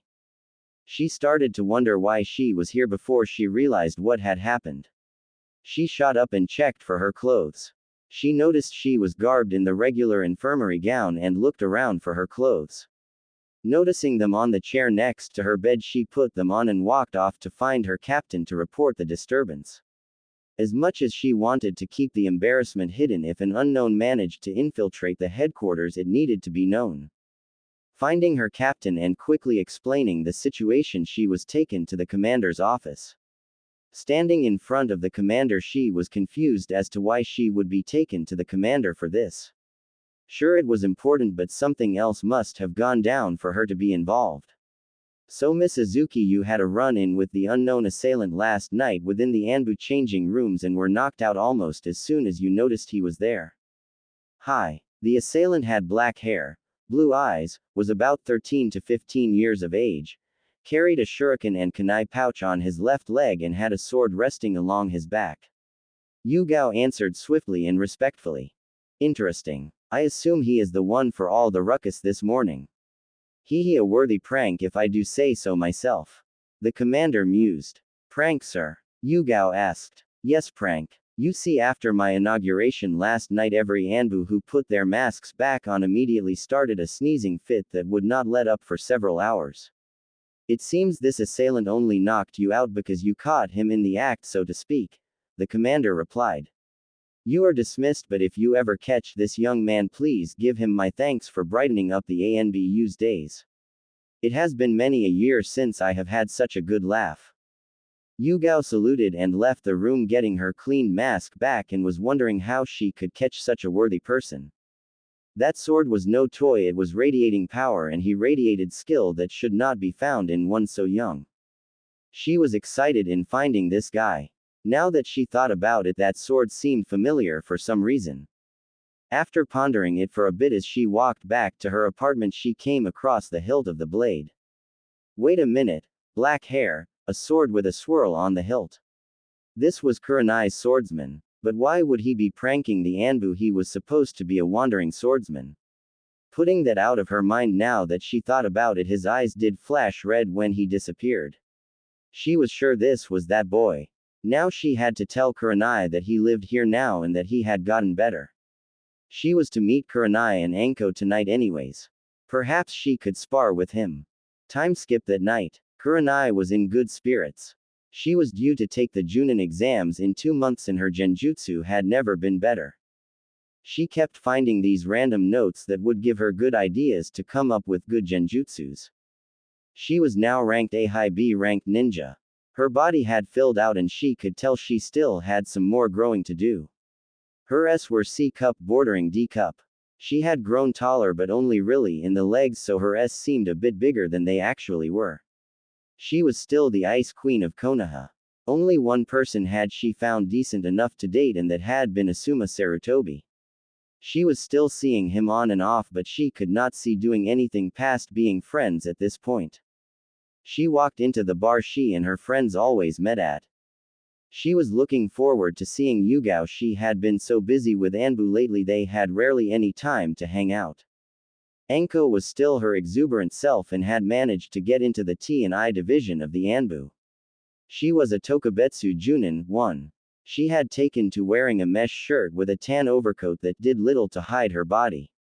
She flaunted it to say, "You," to all the villagers that scorned her. Kurenai was sad for her friend, but Anko would never want pity, so she was the best friend Anko could want. She was hoping to become a Junin sensei for Hinata Hyuga's sake. She had met her when she was still a Chunin and knew she had confidence issues. She also wished to impart her knowledge onto the younger generation to get some genjutsu into their heads. If she passed the Junin exams in 2 months, she was going to request a team. Turning her attention back to the present, she noticed her two friends waiting in the same booth they always had and made her way over. Good evening, Yugao-chan, Anko-chan. Good evening, Nai-chan. Anko responded as exuberant as ever. Good evening, Kurenai, Yugao said with a smile. They were all wearing civvies, drawing the attention of almost every male within the bar. Kurenai sat down and ordered her food along with Yugao and Anko. All ordered sake. Kurenai got some yakitori, Yugao some tempura, and Anko some dango. After their food had been delivered, they sipped their sake, making some small talk until Yugao spoke up. I believe I have something that might interest you, Kurenai. Kurenai's eyebrow rose as a signal to show she was interested, and Yugao complied. Last night I was taking a shower after returning from my most recent mission. I finished my shower and walked into the changing room. The rest of the Anbu were welcoming our new commander. Pausing to take a sip of sake, she saw she had their full attention and continued, I opened the door and I see a boy about 13 to 15 years of age snooping around within the changing rooms. At this their visages go to hatred. They do not like perverts, as all women have a normal radar against them. I observed him for a second before he turned around. He had a sword strapped to his back with a swirl for the tsuba. This had Kurenai's full attention. He had black hair that fell to his mid-back, tied together to form a kind of mane. When he turned around, I caught a flash of his eyes that were blue. Kurenai's eyes fell. Another dead end. She had looked for years. She no longer looked actively but still occasionally asked around. As did her friends. However, upon noticing me, he said, Kai, and his eyes flashed red before he disappeared and knocked me out. At this their eyes widened. The swordsman seemed to be back within Konoha. But what would he be doing within Anbu headquarters? Was he a pervert? Yugao saw their thought process and said, I do not think he is a pervert. When I awoke this morning, I heard of a prank that had been played upon all the Anbu operatives, that all of them had sneezing powder put within their masks. At this Kurenai's face turned to mirth and started to chuckle at Anko's face.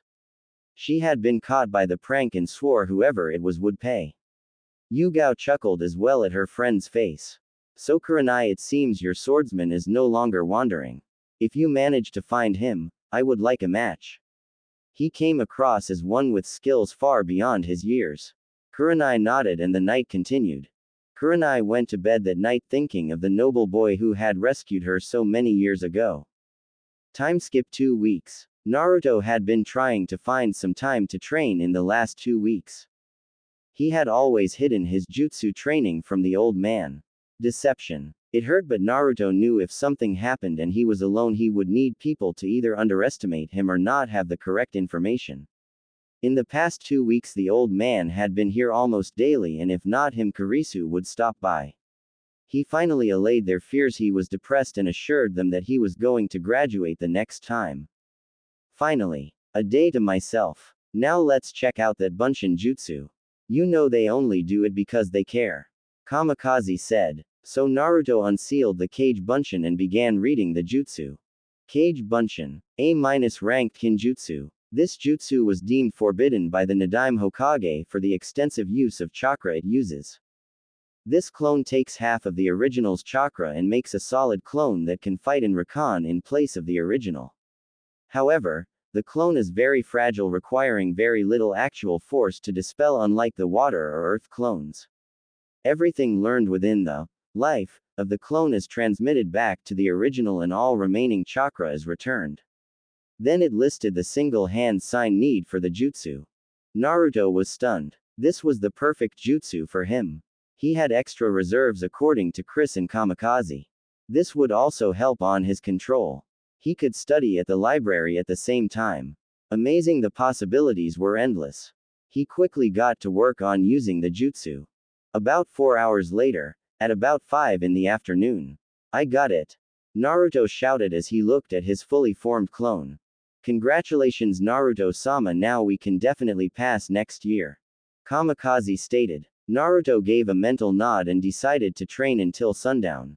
He was in the forests behind the Hokage monument. No one ever came near here.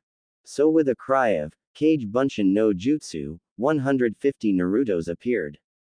Okay, I want group 1 of 50 working on tree climbing while combining the leaf floating exercise. Group 2 of 50 working on water walking while combining with the leaf floating. Group 3 of 20 working with cutting those leaves for wind chakra. Group 4 of 20 work on lighting these light bulbs I had. Group 5 of 10 take kamikaze 5 using your left hand, 5 using your right give me stances, thrusts and slashes upward and downward. Muscle memory worked with the clones also. Naruto summoned 5 more clones. Henge into someone else and go red in the library. 1 take anatomy we need to finish that seal. 1 find cookbooks. Another elemental theory. Another look up clan laws. Another read the most current laws to date. The 5 clones dispersed and Naruto began physical conditioning after upping his resistance seal to level 4. The Yondaime had been on level 8 when his body could handle the Harem. With Naruto's hyper recovery his body was fixing itself faster and thus his progress with the seal surpassed the Yondaime's. A few hours later Naruto had decided to head in for the night with all of these clones training. He told them to dispel and unfortunately for him he had not specified to dispel themselves in groups and they all dispelled at once. Naruto was immediately knocked unconscious. Mindscape. Naruto opened his eyes to a sewer. The water was only about ankle level. There were 3 types of pipes along the walls. One was glowing bluish white, this was the smallest. The largest was reddish orange. Finally, one that was slightly larger than the bluish white glowed a healthy crimson with streaks of gold. Confused as to where he was he spoke out. Hello, Naruto-sama. You are alright. Kamikaze responded. Naruto felt his back for his sword and felt him there as a comforting presence. Where are we, Kamikaze? Naruto asked. We are in your mind, Naruto-sama.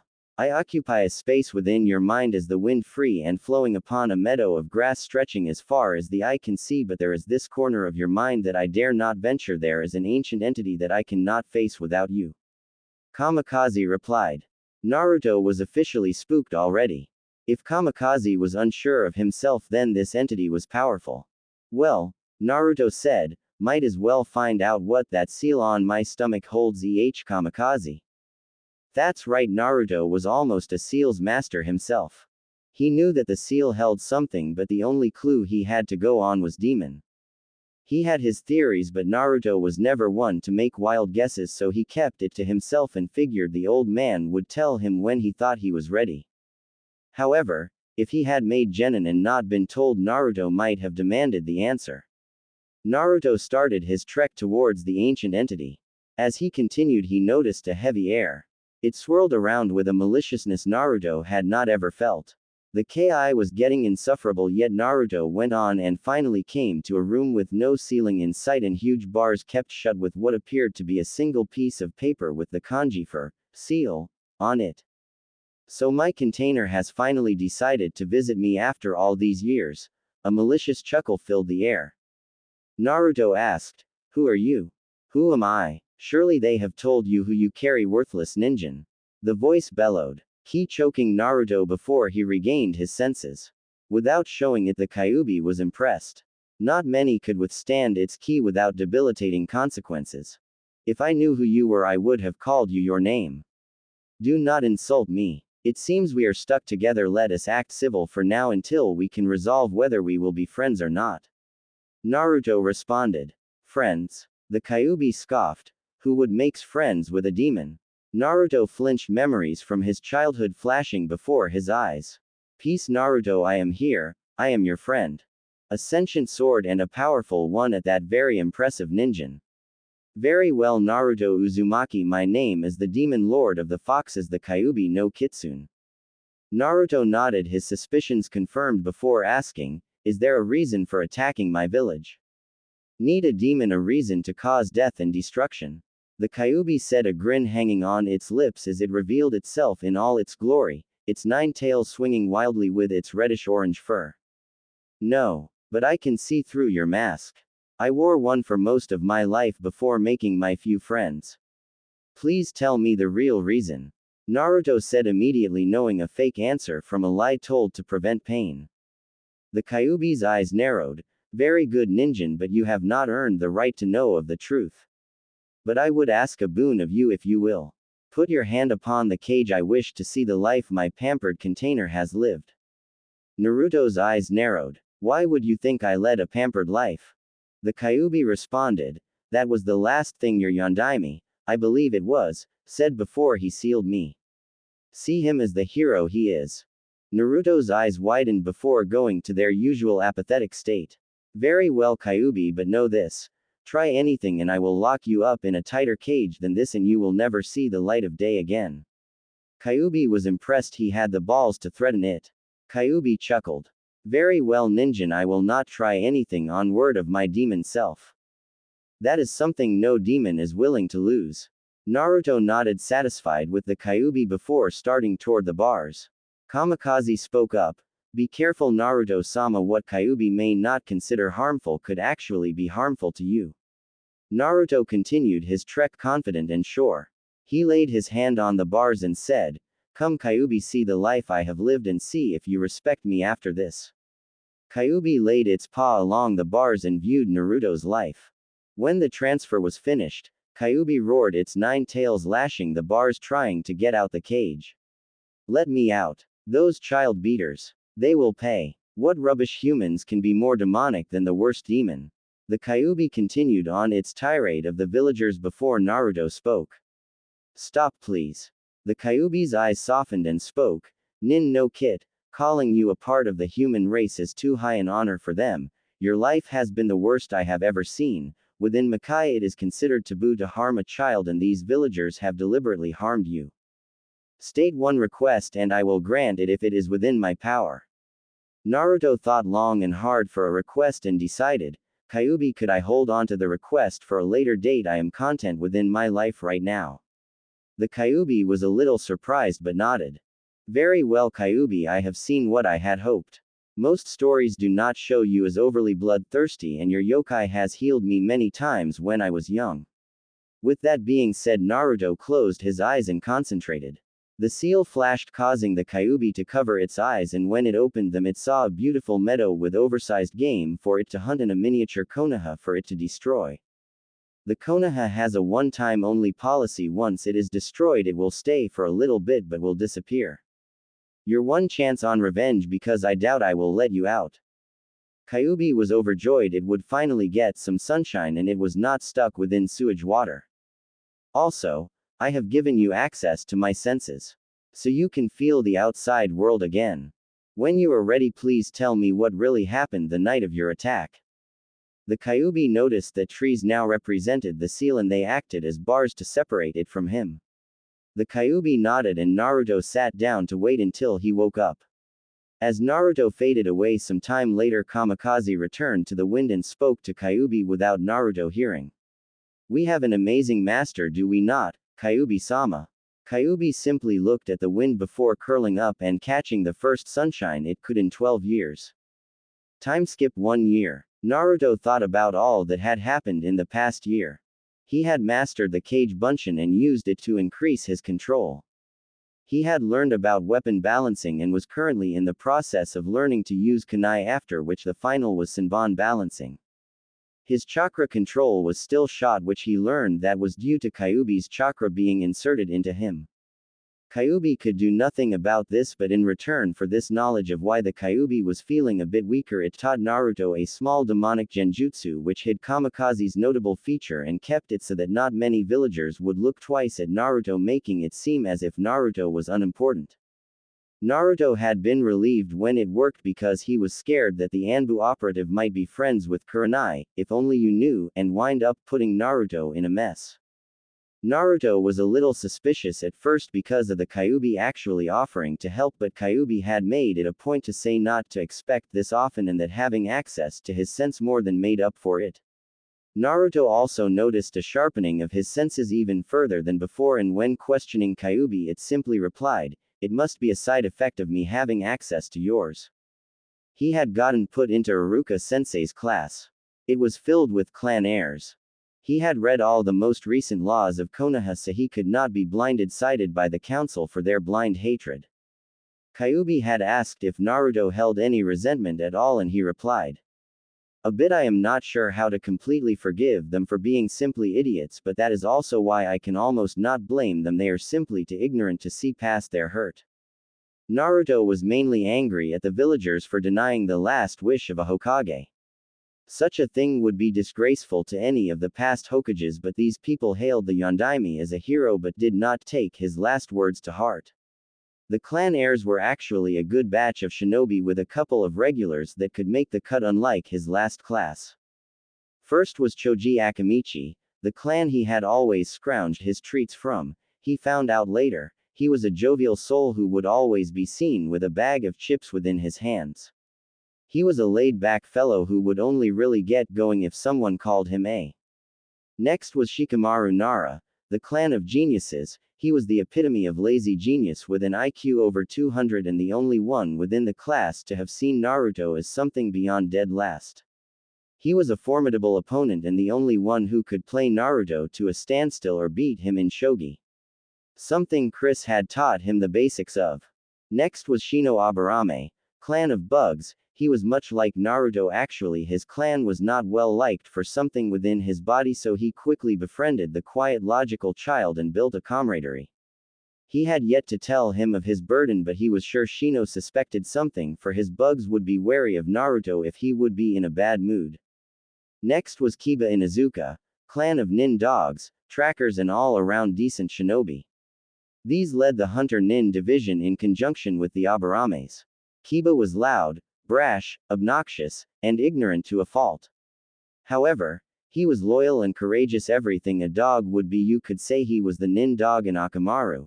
His nin dog was the human, but he was a good person overall, if a bit of a pervert. Next was Sakura Haruno, no clan, just a councilwoman on the civilian council. She was a fangirl through and through but had a smart head on her shoulders that would lead her far into the med nin field if she put her mind to it. Naruto nicknamed her Howler Monkey. Whenever someone mentioned Sasuke, she would go off on how great he is. TCH fangirls. Another was Ino Yamanaka's clan of Mindwalkers, another fangirl, though not as bad as Sakura. She was nowhere near where she could be within her own training. Another was Hinata Hyuga, clan of nobility and Byakugan within Konoha. She was a weird one. She was shy, timid, and nice. Almost everything Hyugas are not, she was. She was the only one Naruto would not consider a fangirl, but she was nowhere near her actual level of strength because of her kindness and crush on himself. She had only known him a year, but Naruto knew if he was on her team he would have to break her heart so she could function properly. Finally, the emo king himself, the council's golden boy, Sasuke Uchiha, clan of the Sharingan. It allows the user to copy any ninjutsu, genjutsu, or taijutsu it sees and use it as your own. When Sasuke was 5, his older brother had murdered the rest of his family except him and left him as a self-acclaimed avenger. Naruto felt sorry for the boy for losing his family but was pissed on how he ignored the adoration of his fangirls, expected everything to be handed to him on a silver platter, and was only gaining power to kill. All in all, Naruto did not like Sasuke Uchiha one bit. Iruka-sensei walked into class and after using his demon head no jutsu, got the class to quiet down. He passed out the written test and Naruto answered it as easily as he did the last year. Laying his paper face down, he drifted off to sleep as he saw Shikamaru doing the same. He woke up to Iruka's yelling and headed out to the target practice. He got in line for the practice and waited for his turn. When Sasuke's turn came up, he grabbed all of them with his hands, 5 shuriken in one and 5 kunai in the other, and flung them all at the same time. He hit every bullseye. Naruto, sure he was going to pass, walked up right during the applause, grabbed all of them with his hands and without looking at the targets flung them at the targets.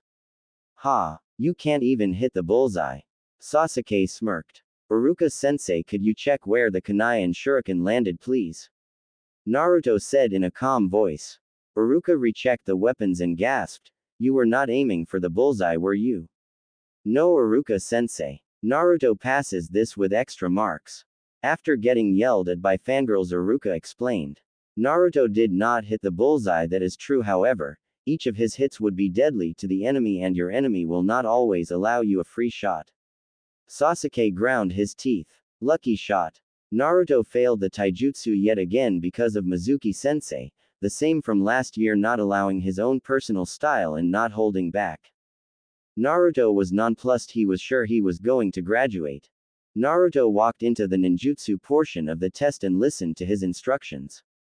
I need you to use Kawarimi, Henge, and Bunshin no Jutsu.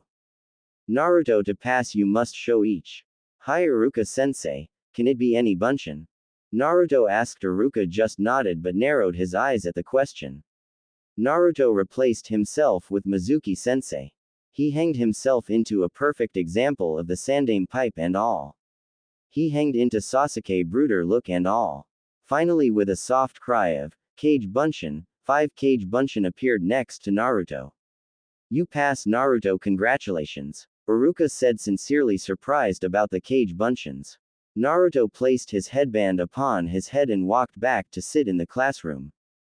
Iruka walked back into the room and said, okay everyone, please report back here in 2 days' time for team placements and to find out who is Rookie of the Year. Dismissed. The young ninja dispersed into the crowds of waiting parents and Naruto went home with a smile on his face at finally being a ninja and take that first step to his dream. The unmasking. The Hokage sighed looking at the team placements. This flawed system seemed to hurt more than help. Indeed, because Naruto had come in at the last year instead of being mid-class as he had been trying to do, instead of excelling he had wound up tied with Kiba Inuzuka for the dead last position of the class. No doubt due to tampering by the academy, but the Hokage had no proof so he had to accept it. He did not expect more than 3 teams to pass the final test, but the question was who would get those teams. Kakashi Hatake was one. Sarutobi was considering his son for the Ina Shika Cho second generation. That left 1 spot to fill. The Hokage went and looked at the list for the Junin sensei and chuckled. Oh, this will be interesting. A drop of blood fell from the Hokage's nose before he wiped it and decided on the teams. He would let people plead their case later, but he was rather happy with the way he had the teams and only someone with a very good argument would change them. The Hokage mused as he waited for more of his damned paperwork to arrive. The past 6 years had been good to Konoha. He had managed to wrest most of his power back at this point, though the council still held too much power. He had an iron grip when it came to enforcing the laws now. He chuckled as he thought of the pranks Naruto had played and hoped the boy realized that it was twofold. He was pretty sure he did, but Naruto was one of the people the Hokage had a hard time reading since he acquired his blade and began living on his own.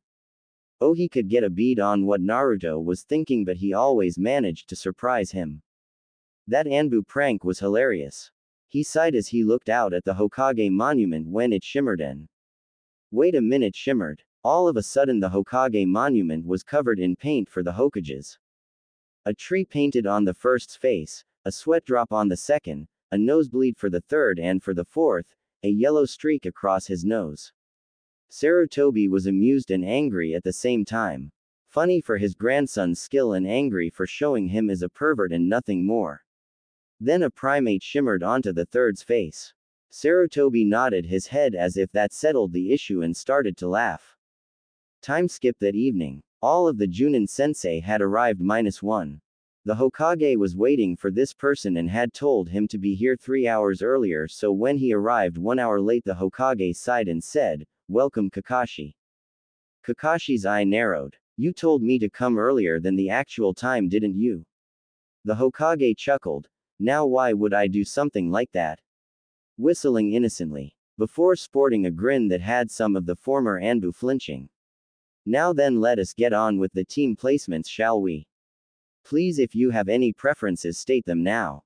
Kakashi spoke up. I would like Sasuke Uchiha and Naruto Uzumaki. Many were surprised who would want the demon boy. The Hokage narrowed his eyes.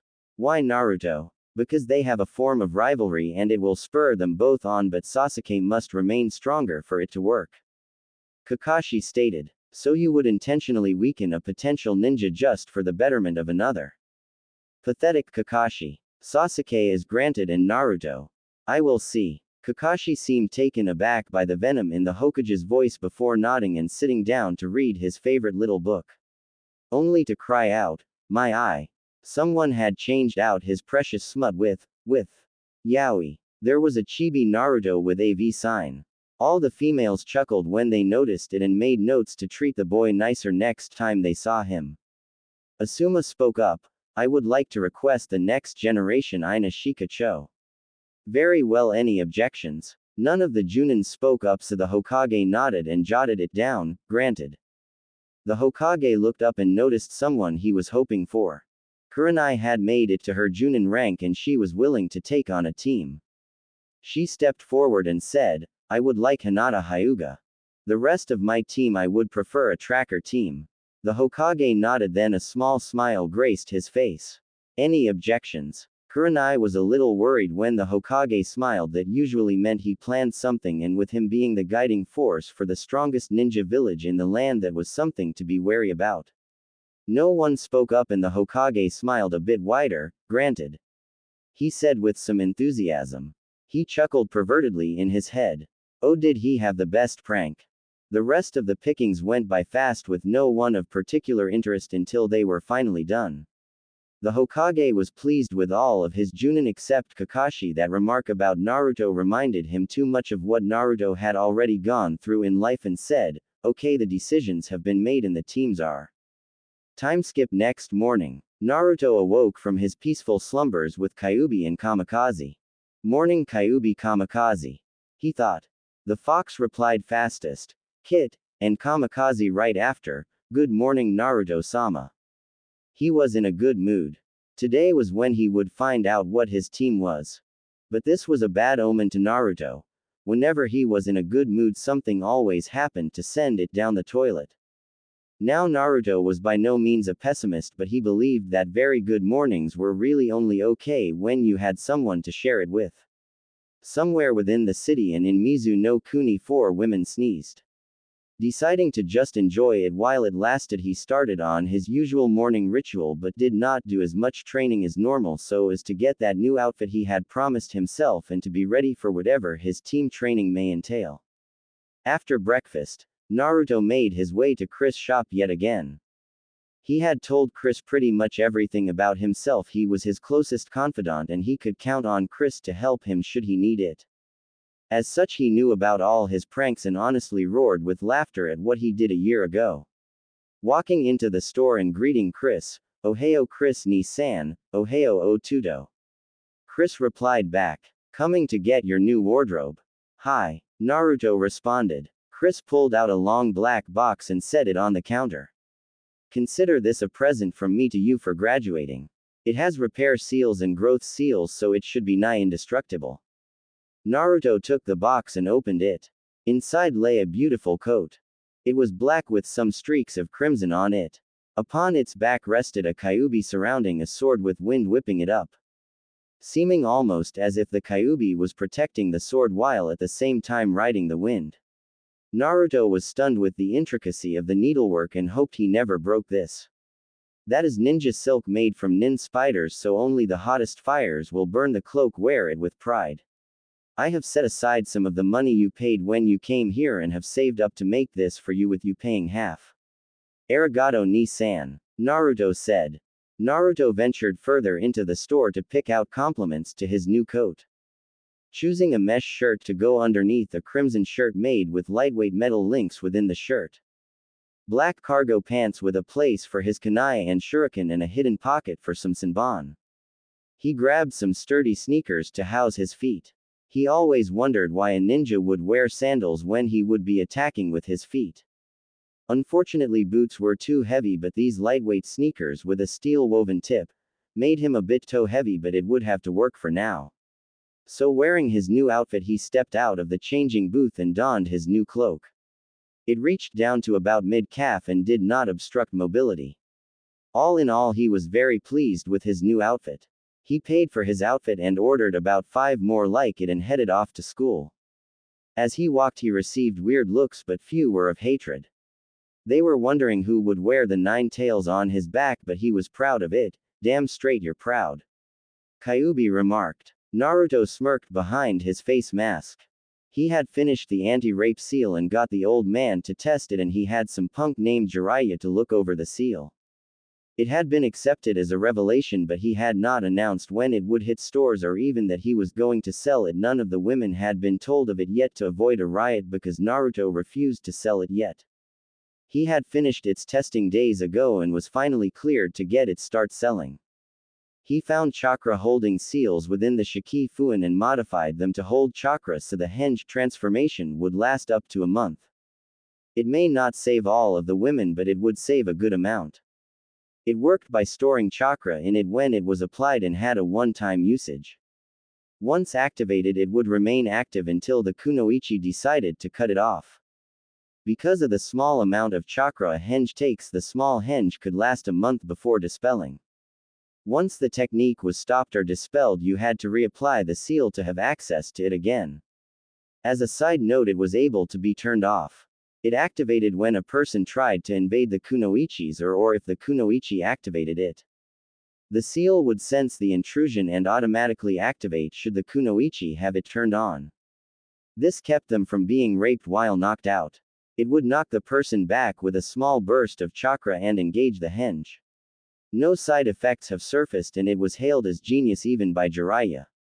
The caged bird seal was next on his list after that. Naruto liked seals, but too many could become a problem within the world. He would make some for his family home and the like, but that field was too dangerous to tamper with. Naruto arrived at the academy. He made quite the imposing figure. He had grown a few inches in the last year, making him a flat 5 feet with his cloak billowing in the wind, his face mask covering his mouth and cheeks, and the hilt of his sword, the swirl is hidden by that demonic genjutsu, sticking up from his right shoulder. Some of the students avoided him outright and he smirked underneath his face mask as he made his way to the classroom for what was, hopefully, the final time. When he walked in, all of the class froze, stunned at the new appearance. He had never come in so blatantly obvious. Trying to look more like me, Dobi, Sasuke said, trying to bring some of the attention back to him. No, if I were, I would cut my hair to look like a. Naruto responded quickly. Now that he was a genin, he could let loose a little because the council could not touch him. The rest of the class snickered after looking at Sasuke's hair.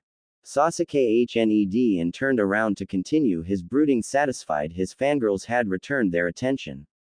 Naruto sat down next to Shikamaru and Shino. Morning, Shino, Shika. Shino and Shikamaru looked at Naruto and responded, morning, before going back to their usual quiet selves. Naruto looked around and waited for Iruka to get here for the team placements. He hoped he would not get the Uchiha or any of his fangirls. God, they were annoying. He noticed Hinata's blush and really hoped he would not be on her team either. He would break her heart to make sure she stayed alive, but he did not relish the idea of hurting a woman. It is for the best, Naruto-sama. She cannot remain the way she is if she is to survive. Kamikaze remarked. Kill or be killed. Kyuubi simply said. While Naruto had been musing, Iruka had entered and started his speech on what it means to be a ninja and all the responsibilities it entails, and he finally came to the team placements. Quote. So I wish you luck in your new careers. Now, Team 1 will be. Quote. Naruto tuned him out and felt sorry for the ones who were going to fail the next test for genins. He was sure the Junins were to test them because the academy test did not make a ninja ready for the rigorous life of ninja. Quote. Team 7 will be Sasuke Uchiha, Sakura Haruno, and Kiba Inuzuka. Ignoring the cries of true love prevails and 2 head smacks against the wood, Iruka continued. Team 8 will be Naruto Uzumaki. Naruto's head picked up. Shino Aburame. Naruto nodded at his new teammate and comrade. Happy so far. And Hinata Hyuga. Thump. Everyone turned to see Hinata passed out on the floor. Naruto groaned and looked at Shino. Shino seemed amused at the turn of events with a hidden sadness at what Naruto was going to have to do. Shino was one of Naruto's only friends, them being the old man, Chris, Shika, and Shino. Naruto was close to Choji, but he was more of an affiliate than a friend. So he knew what Naruto planned for their new teammate. Team 9 is still in circulation, so Team 10 will be Ino Yamanaka, Choji Akamichi, and Shikamaru Nara. Your Junin senseis will be here shortly. Good luck once again. With that, Iruka exited. Kurenai was walking to go pick up her team when she thought back to the team placements. Author Yami style flashback no jutsu. The teams will be. Quote. They were shocked when they heard Kakashi was not getting who he wanted. It was the first time he had actually requested somebody and he was being turned down. Kurenai was quite happy. The way he talked about Naruto showed he did not care at all. Kakashi spoke up. Why is Kurenai getting him? She did not even request him. The Hokage narrowed his eyes, angry he had been questioned as to his methods after his earlier outburst. Because she will treat him fairly, not merely as a stepping stone for another. What is your ultimate rule, Kakashi? Kakashi bowed his head in shame when he thought about that and said, Hi Hokage-sama. Kurenai spoke up then, I am happy, however, what does Uzumaki-san bring to a tracker team? The Hokage chuckled, I see none of you read the report I sent out. I had hoped one would notice. He has since advanced further than a nin dog.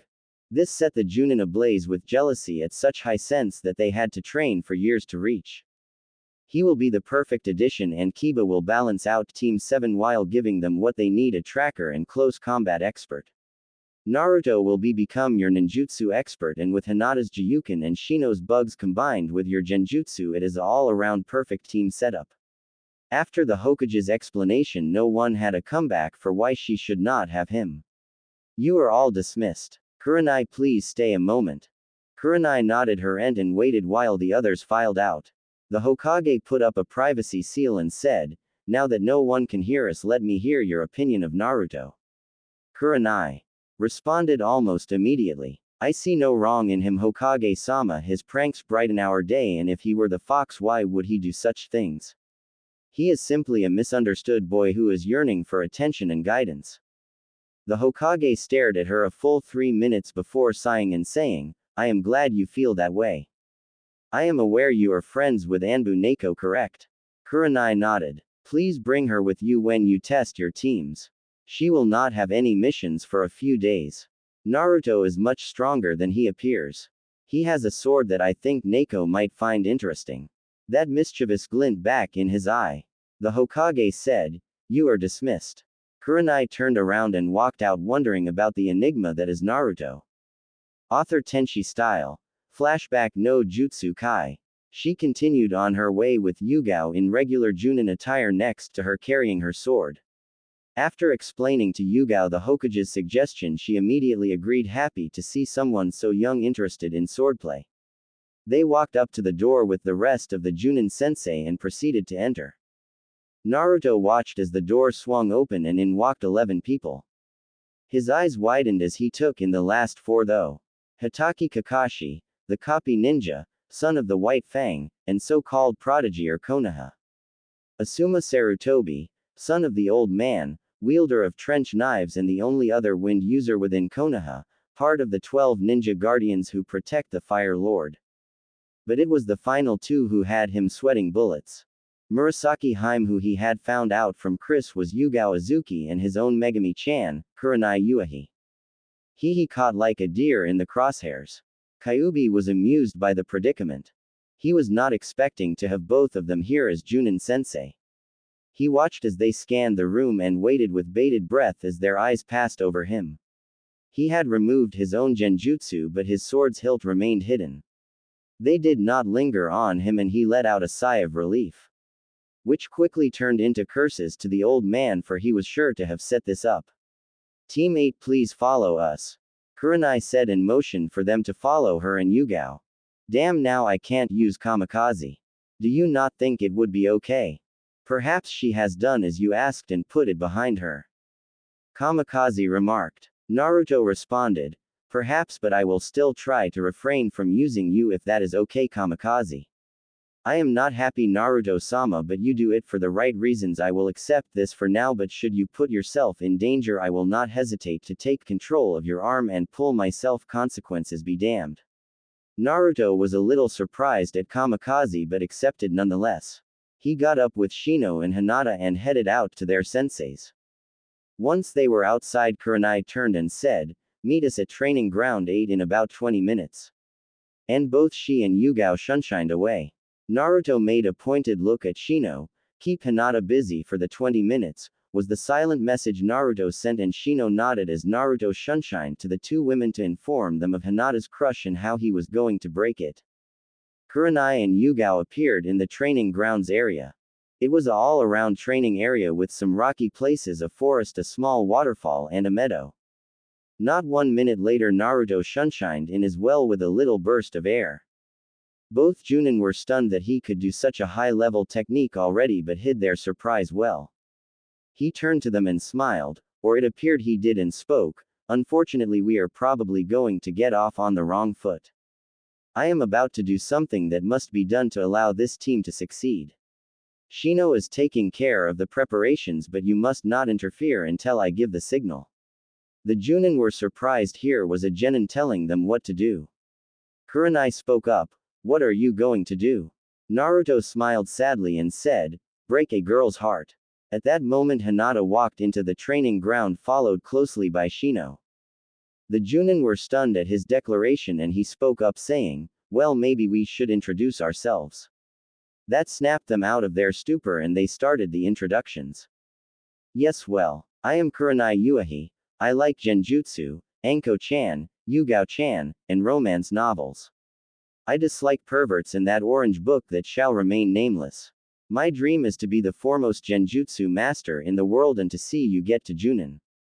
Kurenai said, "I am Yugao Azuki. I like kenjutsu, Anko-chan, Kurenai-chan, and mystery novels. My dislikes are the same as Kurenai. And my dream is to become a kenjutsu master and pass it on to my kids," said Yugao. "You will call us Kurenai-sensei and Yugao-sensei. Now Shino, you're up." "I am Shino Aburame. I like Naruto, bugs, and learning about different types of bugs. I dislike those who kill bugs for no reason.